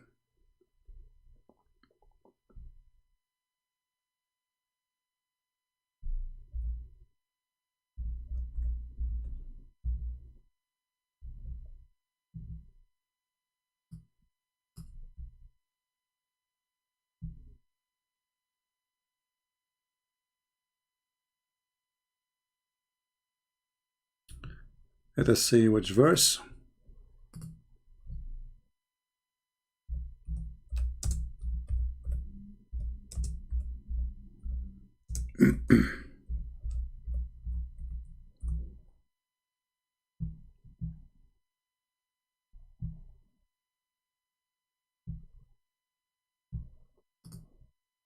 When a Muslim woman, she married her own slave, she was executed.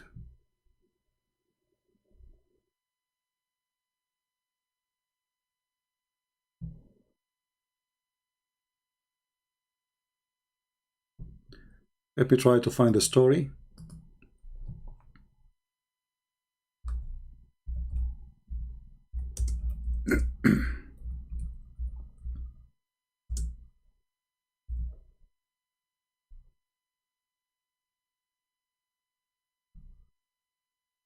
All right, we found the reference. This is a very well-known Islamic terrorist website, Al-Islamu Su'alun wa Jawab, Islamic question and answer. This is fatwa number 153718. Question: is it allowed for a woman to sleep with her slave? We will find later the answer no. What about marrying the slave? No. Translate. I will use Google translation.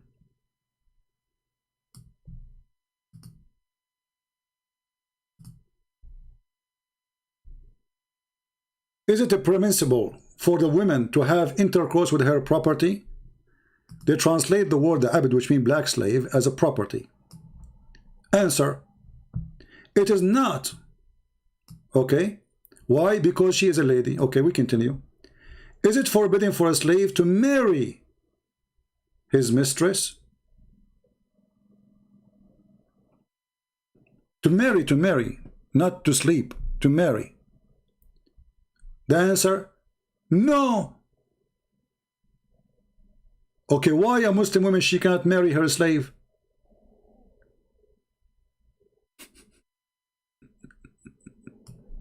Is it?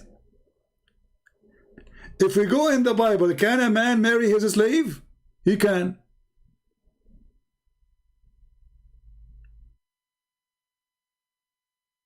In Islam, you can have sex with a slave if she is a female, but the slave, he cannot have sex with Muslim women, and he cannot even marry her. What if a Muslim slave he married without permission of his master?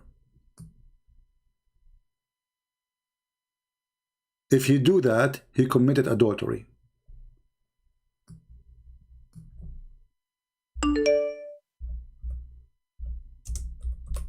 So my friend, we as a Christians, we do not deny that in the Old Testament there is a slavery. It is the Muslims who try to cover up all the stupid things in the world. There's a video of this guy, son of Muta, Uthman ibn Farouk. He was speaking to a Christian woman. He says, in the Bible it says your property. Do you agree with that? In the Bible it says your property. Do you agree with that? Or the Quran says your property? So those cowards, they have no dignity, no honesty. And now let us see if this guy who wanna get me busted, he can speak to us. Do you have the courage to answer and talk? Let us see.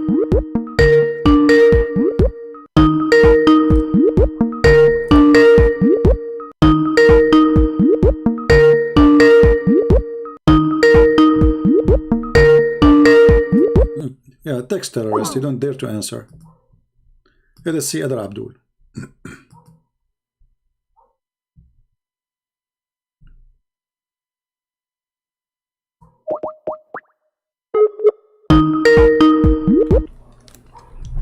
Yes, Abdul, how are you? You are a Hindu or you are a Muslim? I'm a Hindu, and am I audible to you, Christian Prince? So what? I'm a Hindu. Actually, I'm the correct word is not Hindu, it's Sanatan Dharma, but it's okay. I'll go with Hindu. All right, why you are calling me? I'm very glad you accepted my call. Thanks. But like, I thought like you said you no, because I thought like normally YouTubers they say they accept calls, but you actually do. No, that's like hats off to you. I understand what. Like lot of people they say they accept random calls, random people, but they don't. But you actually do. So hats off to you. Yeah, because you said to me you want to get me busted. That's why I was interested. Yeah, because I like to see somebody get me busted. You said very funny thing. Okay. Like if I hold a coin or a currency and the person who is on that currency, I feel like he is my king. Okay. So who do you have on your currency right now? The dollar. Yep. So whose image is on the dollar right now? Whoever. I am American citizen. I was in the American army. So is that person your king? Yes, he is. He's the ruler on the of the country. Do you have who is I'm for like Joe Biden's image on that photo? My friend, he is the president right now. Yeah, he can send me to jail if he wants. Yeah. He is in charge. He can go in war. He can attack your country. So he is the king of this country. So what the problem now? Yeah, but his image is not on your currency, right? Don't be silly. Don't be silly. So what if you said that? Yeah. Okay. So no, it's we silly, will right? not say that. You are just silly, you right? are just being a silly. Mr. Beef. Listen to me carefully.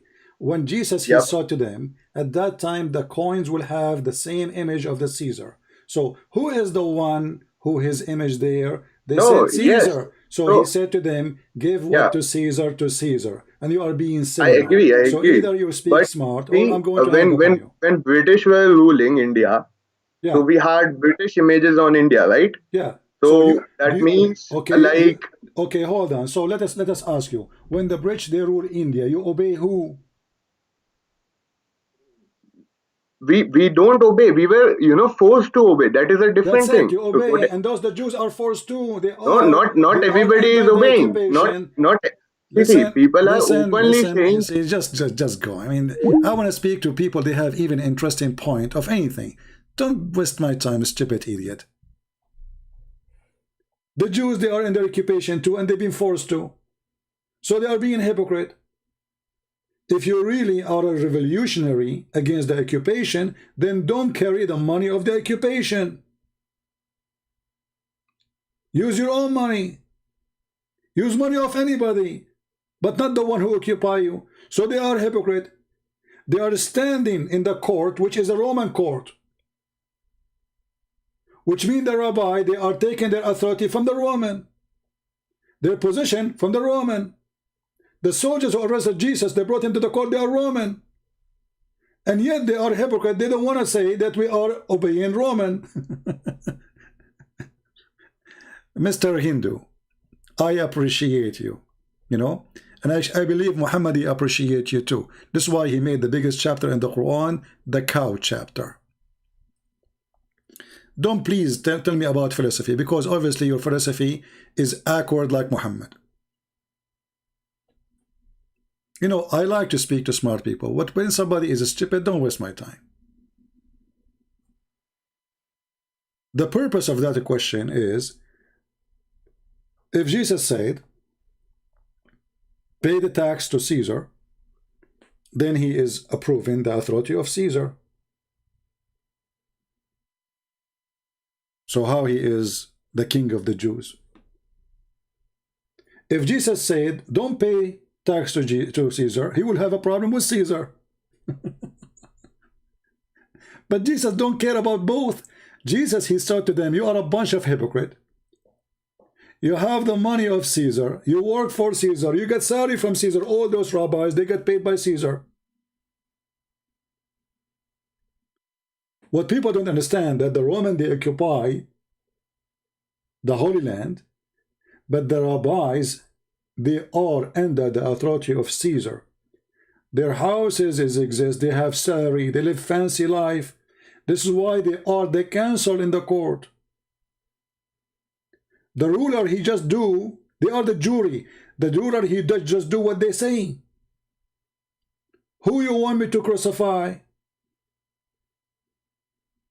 The rabbi, they say Jesus.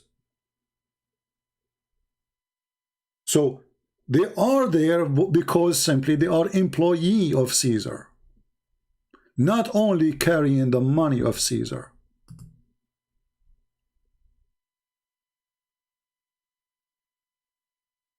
You remind me of Zakir Naik. Brother and sister, today I'm going to tell you something about India. In India we like curry. And because we like curry, we are very curry people. Abdul, what's wrong with you? What kind of logic you brought to me? However, Zakir Naik, he come to us with better smart argument than yours. He said that Hindus and Muslims, they share the same concept of God. And maybe that explains why you are being stupid. Like Zakir Naik. This is Zuzu telling us about the concept of God. Accepting that candidate as God. And this is exactly what is also mentioned in the Hindu scriptures, the same 4 points. The first is, Qul huwallahu ahad. Say he is Allah one and only. Same as Chandogya Upanishad, chapter number 6, section number 2, verse number 1, which says, Ekkam evidityam. God is only one, without a second. The second point, Allahu Samad. Allah, the absolute eternal. Same thing which you mentioned in Bhagavad Gita, chapter number 10, verse number 3, that Almighty God is the supreme Lord of all the worlds. Point number 3, Lam yalid walam yulad. He begets not, nor is begotten. And look at those potatoes. They are looking like, so now we became Hindus. Hey Christians, anytime a Muslim, he says to you, we worship unique God, no one like him, tell him you are a liar, because Zakir Naik, he says that we have the same concept of God. If the Muslim, they say we are people who believe in the monotheism, say to them, well, the Hindus are monotheists. And this is the video in front of you. Even it's called the concept of God in Islam.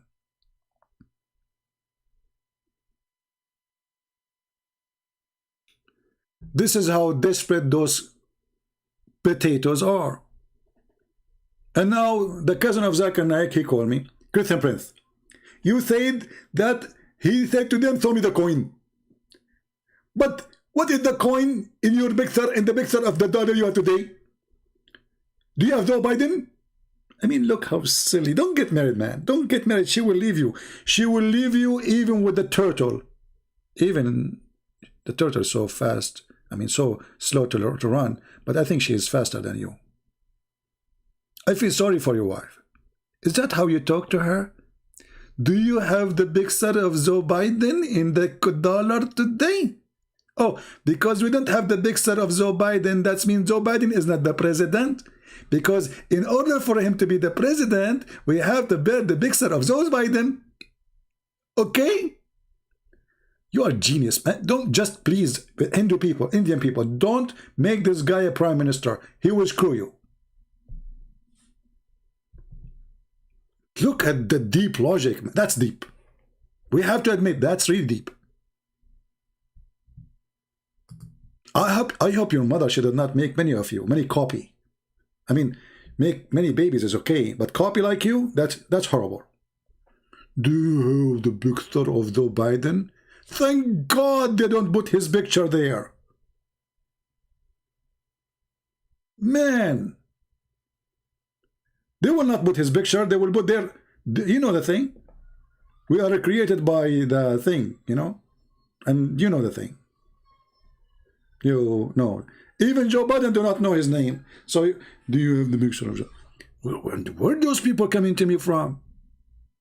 I mean, God, what I did to you. Oh, God, please, don't send me this idiot, please. Enough is enough. Thank you, Lord, for everything.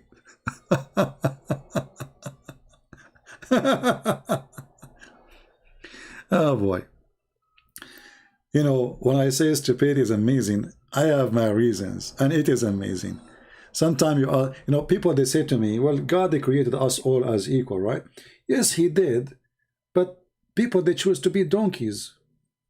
They choose. I mean, why this guy, he come to such a conclusion? This guy, he was sitting home, listening to me, and supposedly he got an idea. Oh, I'm going to call him now. And this is what he said to me in the chat. He said, I get you red-handed or something like that. So I get excited. Okay, this guy wanna get me busted. Let us see what he wanna say. And then he called me to prove to me that the mixer is not Joe Biden there. That was deep. My friend, how they will take even the picture of Joe Biden if the guy never, he's just asleep. He can't even keep his eyes open in front of the camera for 2 minutes. Anyway, I hope today we have a good time exposing this coward, this liar, Tovia Singer. And if you are a Muslim, I advise you, for fun, for the sake of fun, tell this coward why you don't dare to debate a Christian prince. What he will lose if he is a rabbi and he have a strong knowledge. Is it going to be a problem?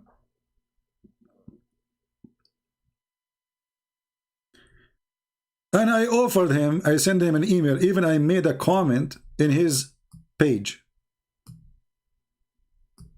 Would he dare ever, this potato?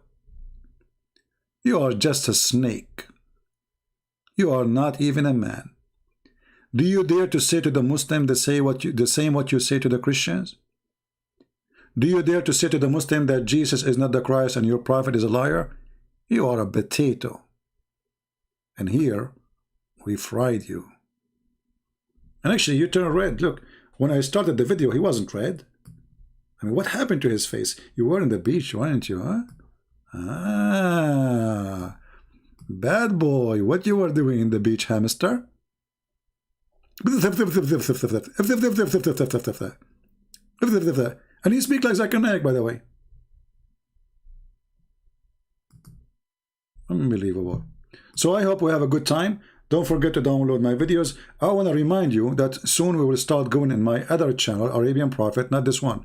So don't forget to subscribe to the Arabian channel page So if we stop coming here, you will not think we disappear. All right, we will be in the other channel. I have those two major channels. This one have a small number, just 73,000, something like that. We will move to the other one because we waited for sleep for some time. This is what I do. I put one for sleep and then I go to the other one. You know, it's just a backup channel. So soon we will be in the other channel and we will continue exposing hamsters. Yesterday we make a video about hamsters. Few of you watch it, I don't know why, which is funny and extremely good for you, for your health. Don't you want to know how Allah, He warned us about hamster, that hamster was hired by Satan and he worked for Satan? Please watch it. It's just a video we made yesterday. All right? And with the hamster prophet, I mean, if Muhammad became a prophet, why hamster will not be? That is a good question, isn't it? If Muhammad, actually hamster is way more decent. We have to be honest here. Can we compare even a hamster? Have you ever heard of a hamster saying to the other hamsters, let us attack the neighbors, they have a blondie hamsters? They don't do that. Have you ever heard of a hamster saying, if you follow me, I am Mr. Hamster, you are going to get an Indus penis hamster? A hamster will not do that. Have you ever seen a hamster saying, any hamster female, she want to give herself to me so she can get close to Allah as the guy who called me and we hang up on him? That's what he said to us. Why women, they want to sleep with Muhammad? He says, because Muslim women, they are attractive for famous one. But this is Allah saying that. What famous one? And the coward, he changed his mind. Last time he called me, he says, because they want to be close to Allah. So how you can get close to Allah? By being close to his prophet penis. Have you ever heard of a hamster saying, you can be close to God by being close to the hamster penis? Even hamster don't do that. So do you have a brain of hamster? I don't think so. Hamster is smarter. God bless you. Christ is Lord, and we are His strong with faith, and we will never be ashamed of our faith, not like them, those cowards who deny jihad, who deny slavery, who deny their hatred, they deny that they abuse women, they deny everything in their religion. Why? Because they are ashamed of it. With Christ we have no shame. With Christ we have no slavery, for He never owned a slave. I don't follow a Jewish rabbi who owned a slave. I follow Jesus. He never owned one. He never ordered to own one. He never said you go and have one. And even the law of the Torah, God, He gave Moses the 10 Commandments. That is the commandment of God.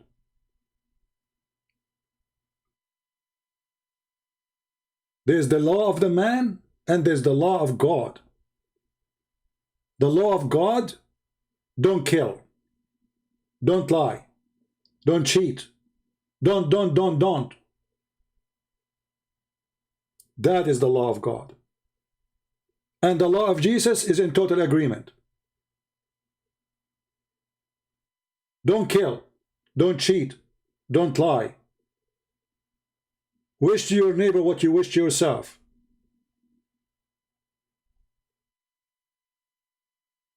That is Jesus. Who is your Muhammad? We will find out more in the coming episode. Subscribe. Be free to join us. You can join us in Patreon if you like, so you can be updated about where we will be in the coming broadcast. God bless you. Thank you very much. Christ is Lord. Islam is a scam, and Islam without lies dies. Take care.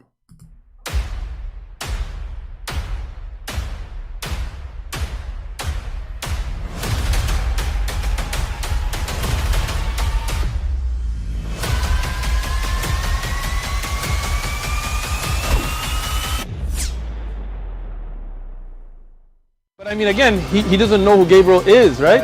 Because he didn't come from an Abrahamic faith.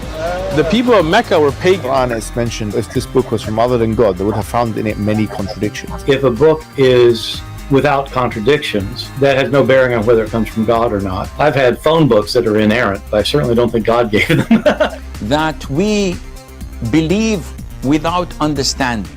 The brother asked a very important question, that most of the scholars say that listening to music, watching movies, and most of the television programs, they're haram. So how can we have fun?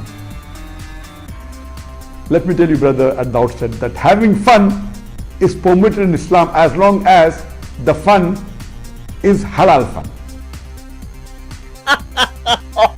That the standard narrative has holes in it. The Prophet tells us because Satan or the devil sleeps over our nostrils. Those who oversleep and not pray Fajr on time, Satan urinates in their ears. I really do think Jesus was crucified and that he really was dead and buried. He thought that he was a son of God in the sense that he was specially chosen by God. I think Jesus really did think he was going to be the Messiah, the future king of Israel. I mean, that is, after all, why they crucified him.